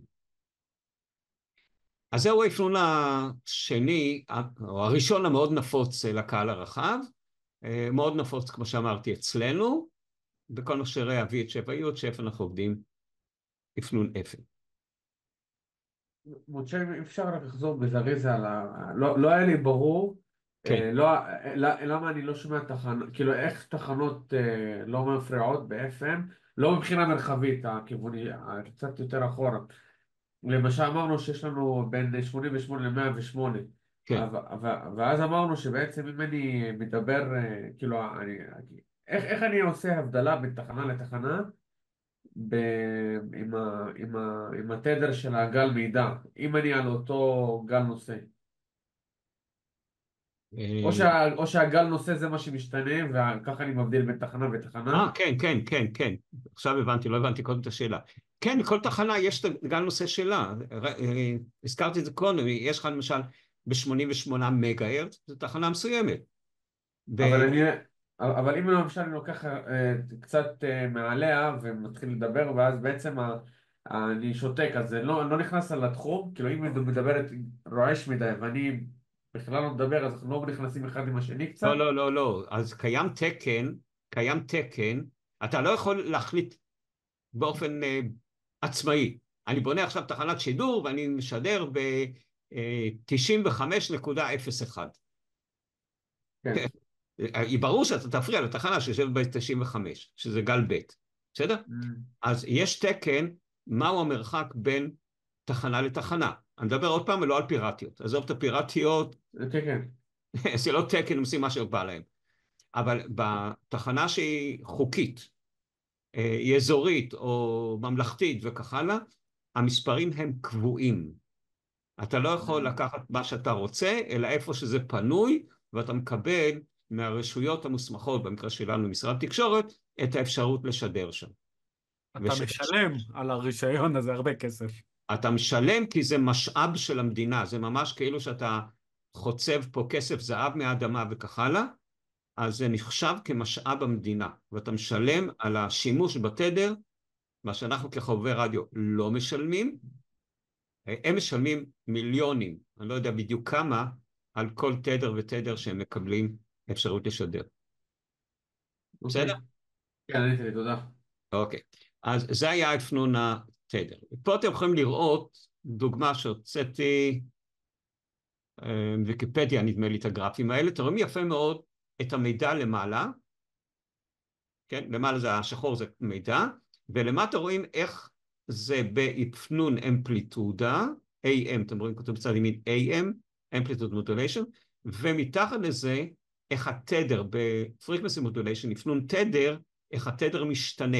כשלמעלה הוא שלילי, אתם רואים ב-FM התדר מתרחב ככה, כי הזמן מתרחב, זאת אומרת שהתדר נהיה יותר נמוך. ב-AM זה מתבטא באמפליטודה. אז זו דוגמה שמצאתי במקרה אתמול, ואמרתי, וואלה, זה ממש דוגמה טובה, כי מה שאתם רואים פה אפשר לראות על מכשיר של תחנות השידור, וגם אצלנו מי שיש לו מכשיר כזה, שנקרא בשם אוסילוסקופ. והציר פה הוא ציר הזמן, בסדר? ואיך שהגל משתנה במשך הזמן. אז זה אתם רואים את ההבדל בין AM ל-FM. אוקיי. שנות ה-60, עברו בערך 70 שנה מאז, באו חובבי הרדיו ואמרו, הכל טוב ויפה, אז שידרנו בזמנו ב-AM, עם כל החסרונות שדיברנו, ואמרו, אולי אפשר פה לעשות משהו. מה הבעיה ב-AM? אמרנו שב-AM, הגל הנושא, זה הגל הנושא, כן? הוא כל הזמן משודר. אתה לא משדר את המידע, אתה לא משדר את ה-upper side band, את ה-USB, ואת ה-lower side band, אתה לא מדבר למיקרופון. עדיין ההספק הוא אדיר, זה ב-AM. באו ואמרו, וואלה, בשביל מה אני צריך את הגל הזה? בואו נמחוק אותו. נחסוך המון אנרגיה, המון הספק, כי הגל הזה הוא בעל הספק הכי גבוה שיכול להיות. וזה היה השלב הראשון, ולשלב הזה קראו בשם אפנון שני פסי צד, או דאבל סייד בנד. זאת אומרת, שידרנו את פס הצד העליון, את פס הצד התחתון, ללא גל הנושא. הבעיה היא, לגלות את הדבר הזה הופך את המקלט ליותר מסובך, יותר יקר, כי במקלט אנחנו חייבים לשחזר את הגל הנושא הזה, שדיכאנו אותו במשדר כדי לחסוך אנרגיה. אז היינו חייבים לבנות עוד פעם איזשהו גנרטור, שיחזיר לפני פעולת הגילוי במקלט את התדר הזה שבעצם לא שידרנו. זה ייקר את המקלט, המקלט כבר AM לא היה טוב, היינו צריכים מקלט DSB, מקלט... הצלחנו, בנינו את זה. ואז לקחנו את ההספק שהלך קודם לאיבוד בגל הנושא, והצלחנו להכניס אותו לשני פסי הצד, וחסכנו אנרגיה והגענו למרחקים יותר גדולים. כאן אני כבר מדבר על HF, על גלי רקיע, ושם ההספק הוא חשוב, מגיעים למרחקים של יבשות, כל כדור הארץ אנחנו מקיפים אפילו בהספק הזה, לא את הבעיה. ואז באו ואמרו, רגע, אבל בשביל מה לשדר פעמיים את המידע ב-lower side band וב-upper side band? בואו נמחוק את אחד מהם. נחסור עוד אנרגיה. הרי המידע קיים פעמיים פה, גם כאן וגם פה. אז הנה אתם רואים, היו כאלה שמחקו את ה-lower side band והשאירו אך ורק את ה-upper, את ה-USB, והיו אחרים שמחקו את ה-USB והשאירו רק את ה-LSB.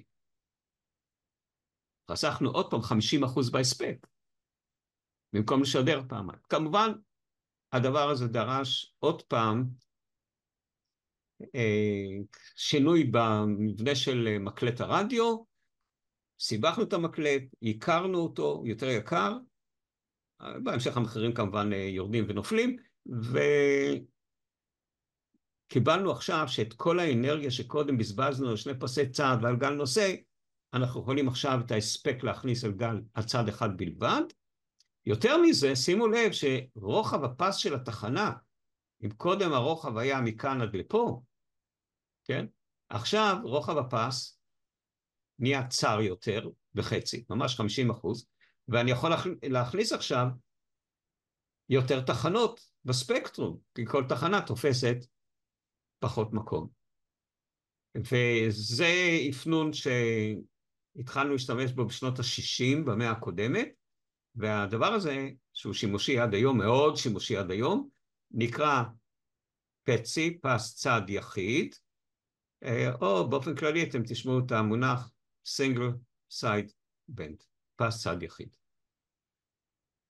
ה-SSB, האיכות שלו היא פחות טובה, כי אני צריך לשחזר לא רק את שני פסי הצד, אני צריך לשחזר גם את המיקום המדויק של הגל הנושא, ואם אני קצת מזיז את החוגה של המקלט, קצת ימינה וקצת שמאלה, זה פוגע באיכות, כי המרחק לתדרים שיש לי פה, אתם זוכרים, את 1 קילו, 2 קילו, ככה, המרחק הזה משתנה, ואז הצליל משתנה מעט.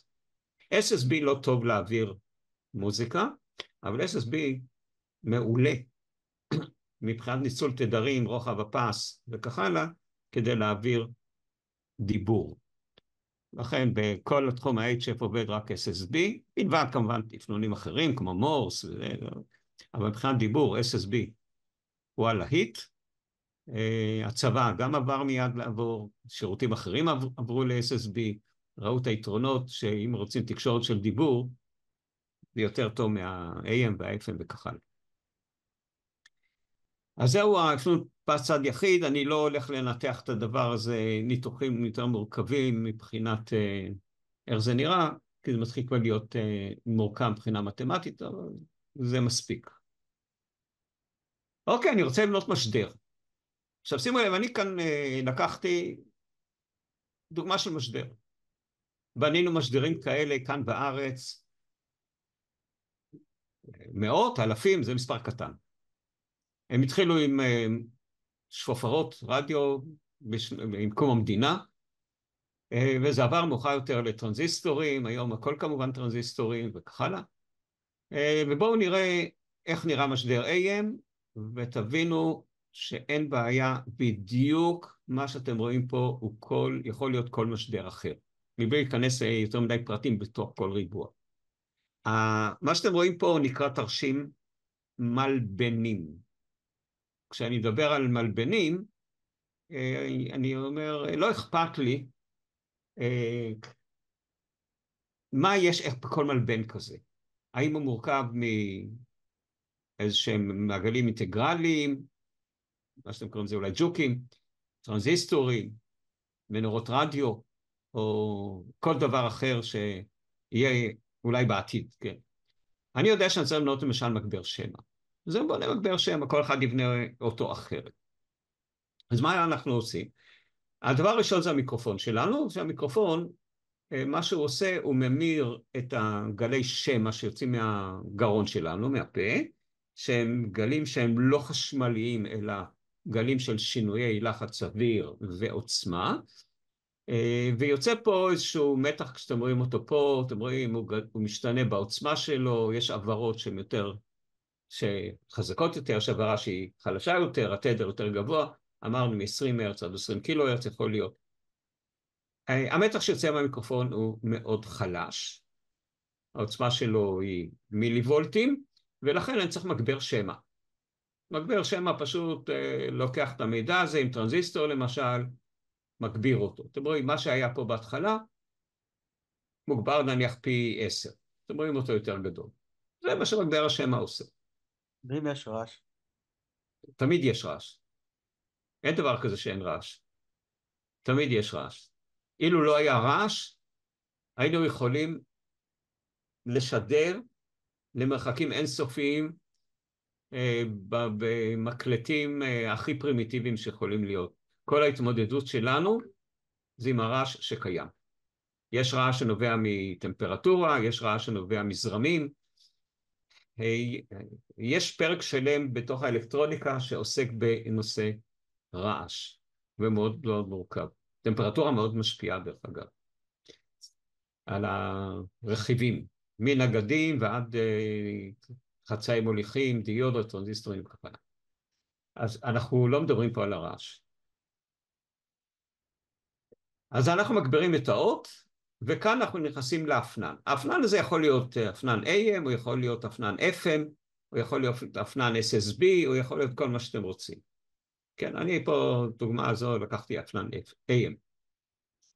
אמרנו שהגל הזה, מה שיוצא מהמיקרופון, זה כל המיקרופונים בכל תחנות הרדיו, זה אותו גל באותם תדרים. אז אני צריך להעלות אותם על תדר יותר גבוה. אי לכך אני בונה מתנת גל נושא, זה ה-F-Carrier, שהוא בעצם התדר שאתם רואים על הסקאלה של המקלט שלכם. בסדר? אם אתה תקלוט על תדר של 1 מגה-הרץ, אז זה התדר שיוצא מפה מהמתנד. גם המתנד יכול להיות בנוי טרנזיסטור, שפופרת אלקטרונית או כל דבר אחר. האפנן אמרנו, אם זה AM, הוא עושה הכפלה של שני התדרים, כן? ומה שיוצא כאן החוצה, זה מעשית איזשהם 4 תדרים, תדר הסכום, תדר ההפרש, כל תדר בנפרד, עוד פעם זה מתמטיקה וכך הלאה, וזה לא חשוב לנו ברגע זה, אבל יוצא מין גל כזה, זאת אומרת גל שבו בפנים, אתם רואים כאן בפנים, התדר הוא ה-F-Carrier, והאמפליטודה המשתנית פה, אתם רואים, זה האמפליטודה, משתנה בהתאם למידע השמע שלנו. ההספק שיוצא מהאפנן הוא יחסית נמוך, לכן אנחנו מכניסים אותו למגבר הספק. כן, עד לפה הכל לא דורש הספקים גדולים, מגבר ההספק יכול להיות הספק של מוואטים ועד מאות קילוואטים בתחנות שידור רציניות.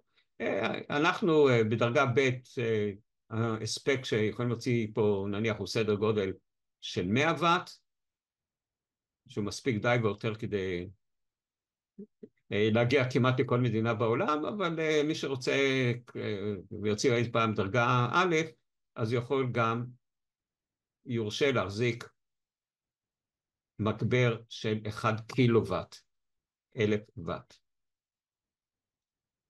אז שימו לב, כל המשדר הזה, משדר AM הוא משדר סופר פשוט, ואנחנו כדי לקבל רישיון, אני מקווה שאתם זוכרים, כי מישהו שאל אותי השבוע, כבר פעם שנייה או שלישית, למה הוא לא מקבל את הרישיון? אז הסברתי לו שכדי לקבל רישיון, להחזיק תחנה, הוא צריך שתהיה לו תחנה. אז הוא צריך להגיד מאיפה הוא משיג את המשדר ואת המקלט. ברגע שאתה מקבל את המשדר והמקלט, אתה מקבל גם רישיון תחנה, ועבור רישיון התחנה אנחנו משלמים, נדמה לי משהו כמו 100 שקל ל5 שנים. זה סדר גודל. הרישיון של התחביב, אחרי שעברת הבחינות, לא עולה אגורה. אבל החזקת תחנה כן משלמים, זה עניין שהמדינה קבעה, זה... מי שמחזיק תחנה מקצועית וככה משלם מאות אלפי שקלים לחודש, אולי מיליונים אפילו, אנחנו משלמים כ100 שקל ל5 שנים. זה אולי צמוד, אז אולי המחיר היום הוא 100 וכמה שקלים. אז כמו שאמרתי, כך נראה תרשים מלבנים של משדר, אנחנו בנינו כאלה הרבה, לא רק למיקרופונים, התחלנו, במקום מיקרופון שמנו מפתח מורס, ובאיזושהי דרך גם שידרנו מורס בצורה כזאת, ואז היה נורא פשוט, כי ציירת איזשהו תרשים, שלחת למשרד תקשורת, משרד תקשורת ראו את התרשים, לא יודע אם הם באמת הסתכלו מה טמון בתוך התרשים ששלחתם, ואישר לכם לבנות משדר כזה ונתן לכם מיד רישיון.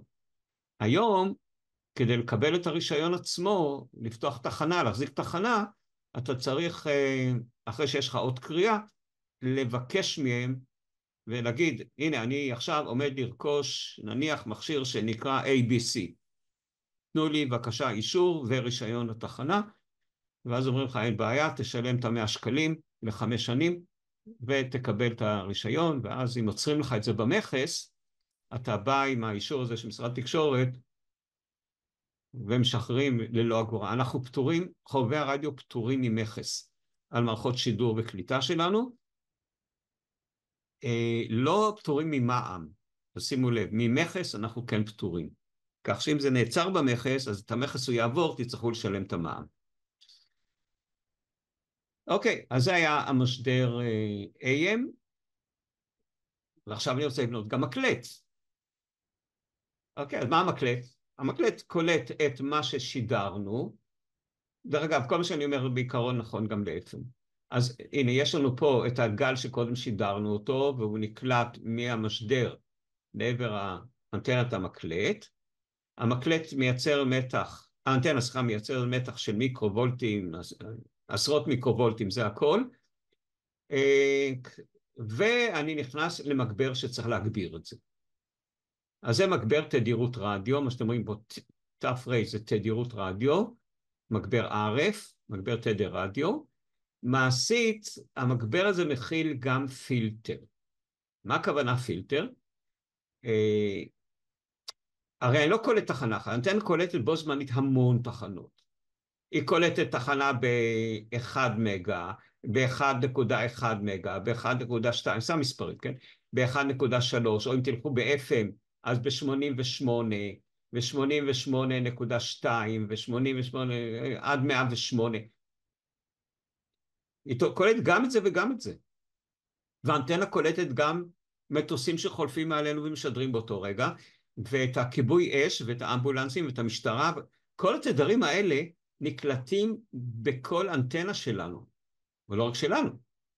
אני לא רוצה את כל התדרים האלה, אני רוצה תדר אחד בלבד, תחנה אחת בלבד, ולכן מה שיש כאן בתוך המגבר תדירות רדיו, יש גם פילטר, יש כאן מסנן, מה שאמרנו בהתחלה, בנד פאס, לואו פאס. אז פה אני צריך את הבנד פאס פילטר, כן? שמה שהוא עושה, הוא לא מעביר את כל התדרים מעל ומתחת למה שאני רוצה, והוא מעביר את התחנה, את תחום התדרים של התחנה שאני רוצה.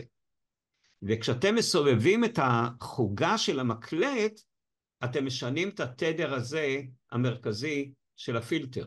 זאת אומרת, הדבר הזה יעבור לפה, כן, תזיז אותו ימינה או תזיז אותו שמאלה, כן? למשל, אם בתחום ה-FM, אז אתה משנה את זה בין 88 עד 108 מגה-הרץ. זה נחשב לבנד פאס פילטר. כן? ואתה מעביר רק את התחנה שאתה רוצה. אז הבנד פאס פילטר הזה, הפילטר הזה, המסנן הזה שיושב פה, הוא בעצם מעביר את התחנה מתוך האין סוף תחנות שיש באנטנה. תבינו, באנטנה שלכם, אף על פי שהמקלט הוא רק לתחום מסוים, נניח לתחום 88 עד 108, אבל האנטנה שלכם קולטת אין סוף תחנות, שאתם אפילו לא יודעים מהי. אוקיי?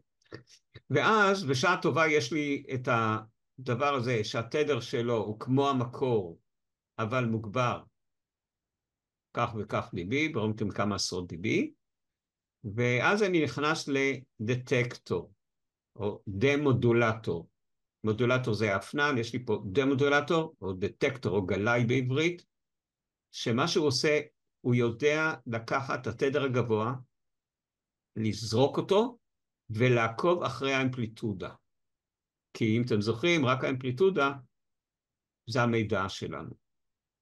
ב-FM זה שינוי תדר, זה יושב פה גלאי אחר, שיודע לטפל ב-FM, הוא נקרא בשם אחר, אבל זה לא משנה, הרעיון אותו הרעיון, יש לנו איזה ריבוע שעושה את פעולת הגילוי, זאת אומרת, הוא מגלה את המידע מתוך האות המורכב הזה, שמכיל את התדר הגבוה ואת המידע, ויוצא החוצה רק המידע, יוצא פה ה-AF, ה-Audio Frequency, כן? פה היה RF בכניסה, ה-Radio Frequency, נכון? וכאן יוצא רק האודיו. אוקיי, המתח שיוצא פה הוא קטן, עוד פעם אני רוצה לשמוע פה נניח ברמקול בהספק נניח של 10 ואט, המון, כן, 10 ואט זה הרבה, אז אין בעיה, אני שם פה מגביר שמע, שהוא לוקח ואת המתח הקטן שיוצא פה, מגביר אותו לא רק את המתח אלא גם הספק, לעבר הרמקול, ואני יכול לשמוע את התחנה שאני רוצה, בעוצמה שאני רוצה. אז זה תרשים מלבנים של מקלט. המקלט הזה נקרא מקלט ישיר. הוא פשוט ישיר כי לוקחים פה את התדרים ולא עושים להם שום המרה, מלבד זה שהם מגלים את המידע מתוך האות המורכב. מקלט ישיר היה מעולה במלחמת העולם השנייה, אחרי מלחמת העולם השנייה. בנינו המון מקלטים כאלה, והם עבדו באופן סביר לגמרי, וקלטו תחנות וכל היה טוב ויפה. אבל עם ריבוי התחנות, הסתבר שיש למקלט הזה איזושהי בעיה, והבעיה היא הבעיה הזאת, שאתם רואים פה. מה הבעיה הזו אומרת? אנחנו רוצים להעביר תחום מסוים של תדרים, הבנדוויץ. אמרנו 9 קילו הרץ ב-AM, אם אתם זוכרים. אבל תשימו לב שרוחב הפס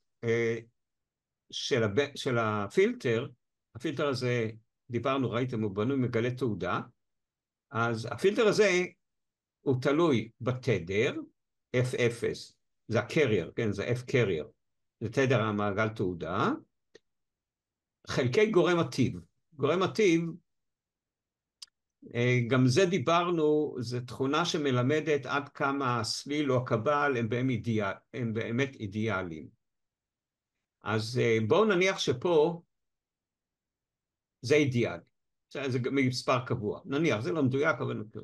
עכשיו תשימו לב ש-F0, בואו תסתכלו למשל על גלים בינוניים. אז דיברנו שגל בינוני מתחיל מ-530 קילו הרץ, והוא נע על הסקאלה עד 1600 קילו הרץ. המספרים האלה הם מספרים נכונים, כך שמי שירצה לבדוק במקלטי הרדיו שלו, זה מה שהוא יראה. אז שימו לב שהתדר הוא בערך הוא מ-530 ל-1600, הוא גדל פי 3. נכון? זאת אומרת, אם בנוסחה הזו התדר F0 גדל פי 3, גם רוחב הפס גדל פי 3. זאת אומרת שאם שמתי מעגל פילטר שפה מעביר את ה9 קילו הרץ, הרי אם אני משנה את החוגה של המקלט, אז פה הוא כבר יעביר 10 קילו הרץ, ופה הוא כבר יעביר פי 3, כי F0 גדל פי 3. זאת אומרת, פתאום אני רואה שה9 קילו הרץ שהיו בתחום הנמוך של המקלט, הפכו להיות 9 כפול 3, זה 27 קילו הרץ. זאת אומרת שאני עכשיו יכול לקלוט 3 תחנות בו זמנית. אני לא רוצה, אני רוצה תחנה אחת בלבד. אז אני אומר עוד פעם, המקלט הזה היה מקלט טוב בשנות מלחמת העולם, בין הראשונה לשנייה, שמספר התחנות של שידורי הרדיו היו אפסיים, אז כל תחנה הייתה מרחק מאוד גדול אחד מהשני ולא הייתה בעיה. אבל אחרי מלחמת העולם השנייה, מספר מקלטי הרדיו בעולם גדל ועלה, וגם המשדרים האזרחיים הלך ועלה, התחלנו להרגיש בבעיה הזאת, שבחלק העליון של הסקאלה קלטנו בו זמנית יותר מתחנה אחת. וזה היה החיסרון של המקלט הישיר, וזה הוביל אותנו, את המתכננים של אותה תקופה, לחפש פתרון לבעיה הזאת, והפתרון היה במקלט הרבה יותר מורכב, הרבה יותר מורכב, שנקרא מקלט סופר-הט, או סופר-הטרודיין, שנדבר עליו משהו יותר מורכב, לא היום, אלא אולי בפגישה הבאה. אני גם אבדוק באמת כמה שאלות, ואם יש שאלות על הנושא הזה. אני לא רוצה להעמיס עליכם סתם חומרים שאין בהם צורך. מי שירצה אחר כך להרחיב, אז לא תהיה בעיה, כמובן. כן, הצלחתי לסיים את החומר שתכננתי להיום, כך שאם יש לכם שאלות ואתם מבקשים שנענה, נחזור על דברים מסוימים, אז זה הזמן. קודם כל, זה מוקלט? כי אני פספסתי את הרבע הראשונה, לא הצלחתי להיכנס. תראה, מה אני אגיד לך? כמו שאני אומר כל שבוע. או שכן או שלא, משהו בטוח אולי. נראה לי שאני רואה שיש ריקורדינג על המחשב השני שלי. יופי. ואני מקווה שכן. ואם כן, אז... שאלה, נדמה לי שהבנתי מההסבר על AM שגם התדר משתנה, לא רק האמפליטוד ב-AM? לא, ב-AM משתנית האמפליטודה. רק האמפליטודה? רגע. ונוספים גם תדרים של המידע. זאת אומרת, אם נסתכל פה, הנה, אתה שם לב שבצד שמאל, בגרף, מלבד האמפליטודה שמשתנית, אז אני רואה שהם מתחילים להיווצר בנוסף לתדר המרכזי, שהוא הקרייר שלנו, הנה, זה התדר המרכזי, מתחילים להוסיף, נוספו תדרים נוספים מעל ומתחת, שהם תלויים במידע שיוצא מהמיקרופון. זאת אומרת, תדרים נוספים לא משנים את התדר המרכזי, אלא בנוסף אליו יכולים... נכון. עוד מידות. נכון. תדר מרכזי נשאר תמיד קבוע, כן, כן. אבל כאילו בצד העלי של הגל, כן, נכון? כן, כן. זה מה שמשודר. מה לא, לא, שניהם. ב-AM משודרים שניהם, גם למעלה וגם למטה. גם ה-upper sideband וגם ה-lower sideband. זה מה שהופך את המקלט להיות מקלט נורא פשוט. זה היתרון של המקלט AM. אתה מבין? למה אני אומר? כי מה שלמדנו בסוף, כן. מה שקורה שזה פשוט גודל פי 3, אז חשבתי שגדל פי 3, לא, לא. לא, לא. זה נשאר קבוע. מה שגדל פי 3 זה רוחב הפס של המקלט. שהמקלט פתאום לא טוב, הוא קולט במקום תחנה אחת של 9 קילו הרץ, אתם רואים, דיברנו פה על 9 קילו, אתם רואים כאן? כן? פתאום, במקלט, בגלל שמעגל התעודה שם תלוי בתדר ובגורם מטיב Q, אז ה9 קילו הופך להיות, 9 קילו קיבלנו בתחום הנמוך של התדרים, ופתאום הוא הופך להיות 27 קילו הרץ, בתחום הגבוה, בגלל התכונות של המקלט, ופה אני מדבר על המשדר. המשדר ממשיך לשדר מה ששידר קודם. לא השתנה שום דבר פה. תראו, אני מאוד ממליץ, שלחתי לכם איזושהי חוברת, תקראו בה, אחרי שכאן הסברנו את הדברים האלה, יהיה לכם יותר קל אולי לקרוא ולהבין את מה שכתוב שם, ויהיה לכם גם את הדברים על כתוב, ולא רק בשמה. כן, עוד שאלות? יש לי שאלות קצת על החיים האמיתיים. יאללה, שאלה. א', בתחנת שיש ביתית כזאת של חובב רדיו, כן. המכשיר של המקלט והמשדר הם שני מכשירים נפרדים, או שהם מכשיר אחד שיש בו את שתי הקומפוננטות? אוקיי. בוא נאמר שרובנו מחזיקים מכשירים שבתוך אותה קופסה, בתוך אותו מארז, יש משדר ומקלט ביחד. שהם מסונכרנים, זאת אומרת, כיוונת תדר שידור, כיוונת גם תדר קליטה. לא בנפרד. אוקיי. אם תסתכל על הציוד שהיה לנו אחרי מלחמת העולם השנייה, הציודים הראשונים שהגיעו לחובבי הרדיו פה, שזה היה ברוב המקרים שאריות של צבאות כאלה ואחרים, כל העולם זה היה כך, כן?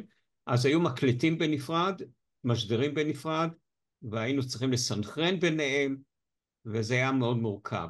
היום הדברים האלה הפכו להיות מאוד פשוטים, ובואו נאמר שכבר בסדר גודל של 50-60 שנה, אולי יותר אפילו, אנחנו קונים, רוכשים, כן, מקלטים שהם מכילים גם מקלט וגם משדר בו זמנית, וזה נקרא מקמש, טרנסיבר, טרנסמיטר ורסיבר, או מקלט ומשדר, מקמש, בקיצור. אז הכל זה מקמשים היום. עכשיו, הייתי מוסיף על השאלה של מי ששאל כרגע. כן. משה, אתה אמרת שצריך, אנחנו קונים את זה עכשיו. אם אתה קונה דבר כזה בחוץ לארץ, תגיד, אני עדיין לא יודע איפה, כן. אז זה צריך לעבור דרך משרד התקשורת. השאלה היא כזאת, כאילו, אנחנו משלמים את כל אין איזושהי חנות שאתם לא אומרים לנו, אתם אומרים לנו את החנויות האלה? כי אם אתם אומרים לנו את החנויות האלה, אז אנחנו נדע פחות או יותר. אוקיי, אז ככה, אתה יכול לקנות פה בארץ. יש לפחות כמה מקורות בארץ שאתה יכול לקנות את הציוד. כמובן שרכשת פה בארץ, בסופו של דבר זה מצד אחד יותר יקר, כי יבואן שמביא לכאן ציוד, הוא משלם גם את המכס. אתה כשאתה מביא ציוד אישי שלך, עבורך בלבד, כל פעם מכשיר. אתה יכול לקנות הרבה מכשירים, אבל כל פעם מכשיר, אז אתה כחובב רדיו פטור מהמכס. היבואן שמביא כמויות, הוא לא רק שהוא לא פטור מהמכס והמע"מ, הוא גם רוצה להרוויח, אז כמובן זה יוצא יותר יקר.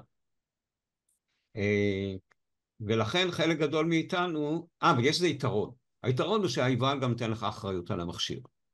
זאת אומרת, אם יש לך בעיה במכשיר, אז יש לך למי לפנות, יש אבא למכשיר פה. אני לא בטוח שיבוא אישי פטור ממכס. יבוא אישי? פטור ממכס, לא בטוח. אז אני אומר לך שבטוח. אם אתה חובב רדיו עם רישיון, אתה פטור ממכס. אם אתה מייבא ציוד קשר ללא רישיון, אף אחד לא ישחרר לך את זה מהמכס. לא, חוקיות יבוא זה ברור, אבל מכס, אוקיי, חידשת לי, הייתי בטוח שזה לא פטור ביבוא אישי. אני עוד פעם אומר לך, חובב רדיו עם רישיון. תשמע טוב את המשפט הזה. אתה פטור. יכול להיות שאם אתה מביא איזה ציוד שאף אחד, שלא מוכר פה, אתה צריך לפנות פה למשרד תקשורת, להגיד, אני מביא מכשיר, מספר קטלוגי זה וזה, אני מבקש אישור. יכול להיות, אם זה מכשיר סופר חדש, הם יבקשו קצת את המפרט של המכשיר. אבל בעיקרון, אם הוא עבר את השלב הזה, אז כל החבר'ה האחרים שיביאו את הציוד הזה, כבר לא יצטרכו לעבור את השלב של ההוכחה שזה מכשיר של חובבי רדיו. כי זה נרשם כמוצר שכל חובב רדיו יכול לרכוש ללא בעיה. וברגע שזה נעצר אפילו במכס, אתה מקבל את האישור, המכס מקבל גם את האישור מיידית של המשרד, לשחרר עבורך את המכשיר, אתה לא משלם אגורה. הבנתי, אבל את האישור צריך לדאוג לו מראש, לפני שאתה מביא לארץ, נכון? כדאי שתדע מה אתה מביא לארץ. תשמע, אני יכול להגיד לך מניסיון שלי, בסדר? מניסיון שלי ומניסיון של אחרים. ציודים מוכרים בארץ, אפילו הכי חדשים, שכבר מישהו הביא את זה לכאן, לפניך, אין בעיה. אנחנו רוכשים ציוד, למשל, יש איזשהו מכשיר מאוד נפוץ היום, שאנחנו קונים אותו דרך אלי אקספרס, שאתה לא תאמין, המחיר שלו בסביבות ה-80 שקל. וואו. בסדר? 80 שקל, מכשיר VHF, UHF, שידורי FM, מכיל שם את השירות האווירי, מכיל שם אין סוף ספקטרום מאוד מאוד גדול. לנו קישור. ויותר מזה, אתה יכול לשנות לו את מה שנקרא ה-firmware שלו, שזאת מערכת ההפעלה שלו, ואחרי זה אתה יכול לשנות לו את כל התדרים. בקיצור, מכשיר שאתה יכול לחרוש אותו מא' ועד ת'. אתה צריך עוד איזה קופסה קטנה שעולה 8 שקלים, שמחברת את המכשיר למחשב שלך. אבל דרך אגב, כל זה אתה יכול לעשות ישירות מהמכשיר.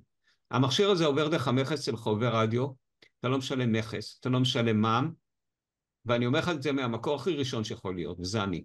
שאלה, למה בדיוק משמש הסיכוך בכבל?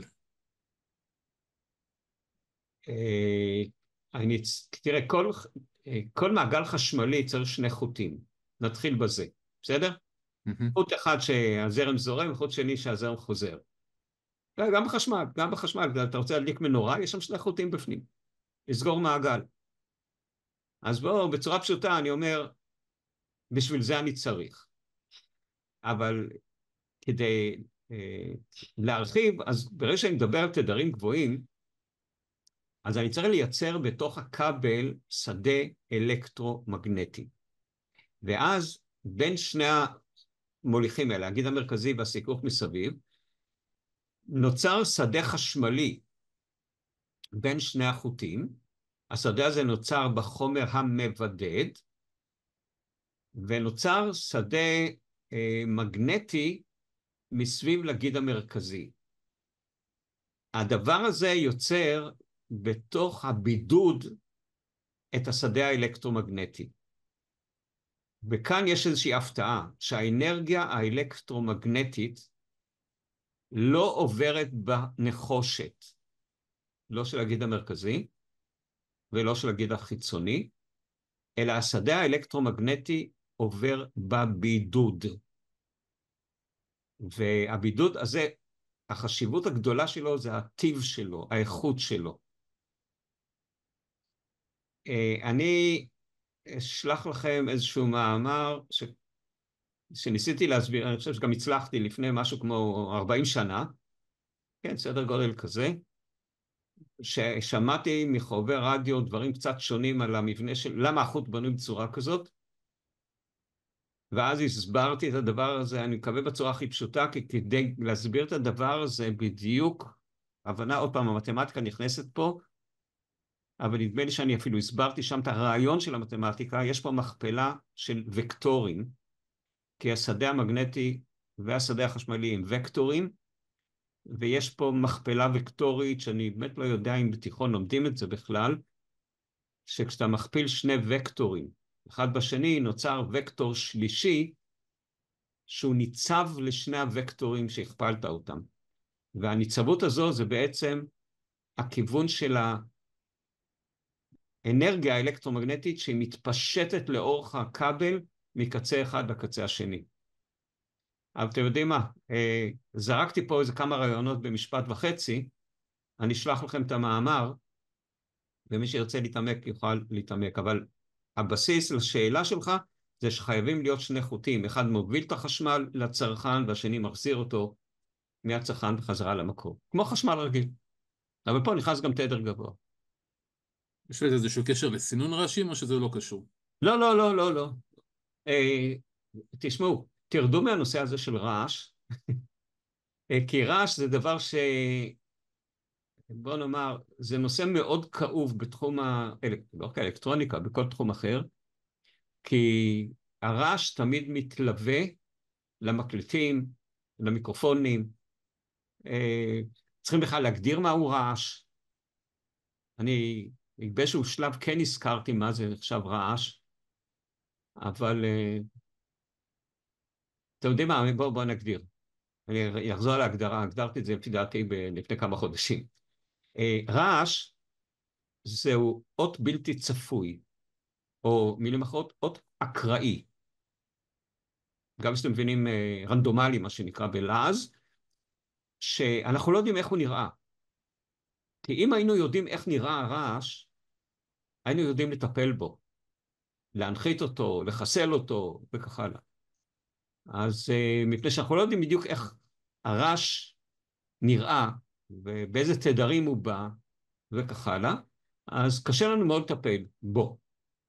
אבל ניסינו בעזרת מחשבים מאוד מאוד מהירים, שהיום זה ג'וקים קטנים שנכנסים לתוך המכשירים שלנו גם, ששמעתם אולי את המושג DSP, ששם בעזרת איזשהם, עוד פעם, משוואות מתמטיות מנסים לזהות מהו האות האמיתי ומהו הרעש, ולמתח של הרעש, מערכת ה-DSP מייצרת אותו מתח, לא של הרעש, אבל בכיוון הפוך, באנטי-פאזה. זאת אומרת, אם נניח יש לך רעש של פלוס מיליוולט, תראו לכם שאתה עכשיו מחברים לו רעש של מינוס 1 מיליוולט, ואז הפלוס מיליוולט והמינוס מיליוולט מבטלים אחד את השני. אז לזה אני צריך מחשב מאוד מהיר, ומחשב מספיק חכם שידע להבחין בין מידע אמיתי, של המיקרופון למשל, לבין רעש. וה-DSP עושה לא רע, היום עושה לא רע את העבודה, כשהוא יצא לפני אני חושב משהו כמו 40-30 שנה, מאוד לא הייתי מרוצה, הוא יצא עם איזשהו מכשיר של קנווד, עלה אז, רק ה-DSP עלה אז $1,000, 990 ומשהו דולר, וממש לא הייתי מרוצה ממנו. היום זה הרבה יותר טוב. אז הרעש, רק ללמוד ולטפל בנושא הרעש, זה נושא שעומד בפני עצמו. לא קיים לדרגה ב', ואנחנו מסתדרים ללא ידיעת רעש, ללא ידיעת הנושא התיאורטי הזה. כן. יש לי עוד שאלה. בבקשה. שקשורה לחומר. לגבי האפנון. כן. אפנון זה משהו שנקבע בין מי שמשדר לבין מי שקולט. אני מבין ש-FM רדיו, מישהו קבע רגולטורית, ואמר, בתדרים האלה אנחנו משדרים באפנון של FM. נכון, נכון. בעולם של החובבי רדיו, כן. זה מוסכמות, זה כן. כל אחד עושה מה שהוא רוצה. לא, לא. אם כל אחד יעשה מה שהוא רוצה, אז אתה תשדר לי, אם אני לא אהיה מקוון לעשות השידור שלך, אני לא אוכל לשמוע אותך. אז אני אתן לך דוגמאות, בסדר? למשל, בוא ניקח את ה-HF. זו שאלה שאף אחד לא שאל, אבל זה ממש מתאים לשאלה שלך. למשל, הייתה החלטה שבחובבי הרדיו, שעד תדר של 7 מגה-הרץ, אנחנו משדרים ב-SSB את ה-lower sideband, רק את הפס צד התחתון. ומעל 7 מגה-הרץ, אנחנו משדרים פס צד עליון. כי אם אתה תשדר תחתון ואני אנסה לקלוט את העליון דווקא, אני לא אשמע אותך. נכון. אז יש הסכמה בינינו. אוקיי. האם ההסכמה הזו היא חובה? לא, היא לא חובה. בואו ניתן לכם דוגמה. הדוגמה היא מלחמת העולם, מלחמת לבנון הראשונה, או השנייה, הראשונה אני חושב. הראשונה. כן, במלחמת לבנון הראשונה, לא היה תקשורת בין החיילים שלנו שנכנסו ללבנון, לארץ, למשפחות שלהם. לא היו טלפונים סלולריים באותה תקופה. בזק, ששלטו פה על העברת השיחות טלפון, לא נכנסו ללבנון, אזרחים, כן, לא נכנסו ללבנון שנלחמנו שם, ואז חובבי רדיו, כאילו, אתם יודעים, זה פתאום צץ, היו קבוצה של חובבי רדיו שנלחמו, היו חיילים בלבנון, אמרו, וואלה, בואו, ניקח את המשדרים של הצבא, ב7 מגה הרץ, ונשדר לחובבים בארץ, ונבקש מהם שיעבירו את שיחות הטלפון, את ההודעות למשפחות שלנו. אלא מה? המשדרים שנמצא על הקומנד קרים, באותה תקופה, או בכלי הרכב האחרים, היו ב7 מגה הרץ, היו ב-upper sideband. וחובבי הרדיו משדרים ב-lower sideband. אבל מהר מאוד, באיזושהי דרך הבנו, שמנסים להשיג אותנו ב-upper sideband, שזה לא נהוג אצל חובבי הרדיו, אז כולנו עברנו ל-upper sideband פה בארץ, ואחר כך בעזרת איזשהו מעגלים שלחלקנו היה, בעיקר לאלה שהיו עם דרגות א', שקראנו לזה בשם פון פייג', זה החיבור. يحاول الوصول إليك الشيء الأكثر إبداعا تظاهر شخص ما ליאור, תסגור את המיקרופון, סליחה. ליאור.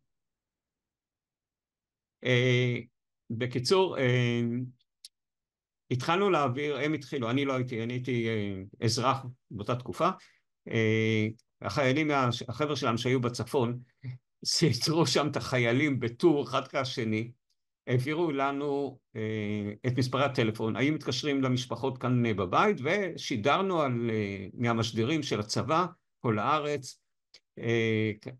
אני עזבתי את העבודה למשך שבוע, לקחתי חופשה כדי להעביר אלפי קשרים כאלה למשפחות, וככה עשו חובבים נוספים, ושידרנו כאילו לא בתקן של חובבי הרדיו, זאת אומרת, זה בתחום ומותר לנו והכל טוב ויפה, אבל שידרנו ב-upper sideband במקום ב-lower sideband, כי זה מה שהיה לצבא.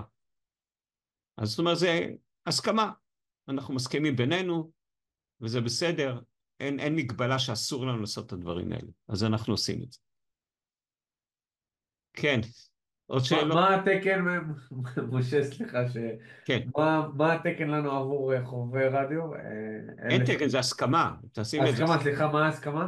אמרתי, עד 7 מגה הרץ, אנחנו משדרים ב-lower sideband, את ה-LSB, ומעל 7 מגה הרץ, מעל 7, זאת אומרת מ-14, 21 וכך הלאה, אנחנו משדרים ב-upper sideband, ב-USB. ובמקלטי הרדיו, במשדרים שאתה תראה של החובבים, יש כפתורים או לחצנים שאומרים האם אתה משדר ב-upper או משדר ב-lower sideband. אוקיי. אבל זה הסכמה, זאת אומרת, אף אחד לא יבוא ויכניס לך לכלא או יגיד לך למה אתה משדר בהפוך. אתה מבין?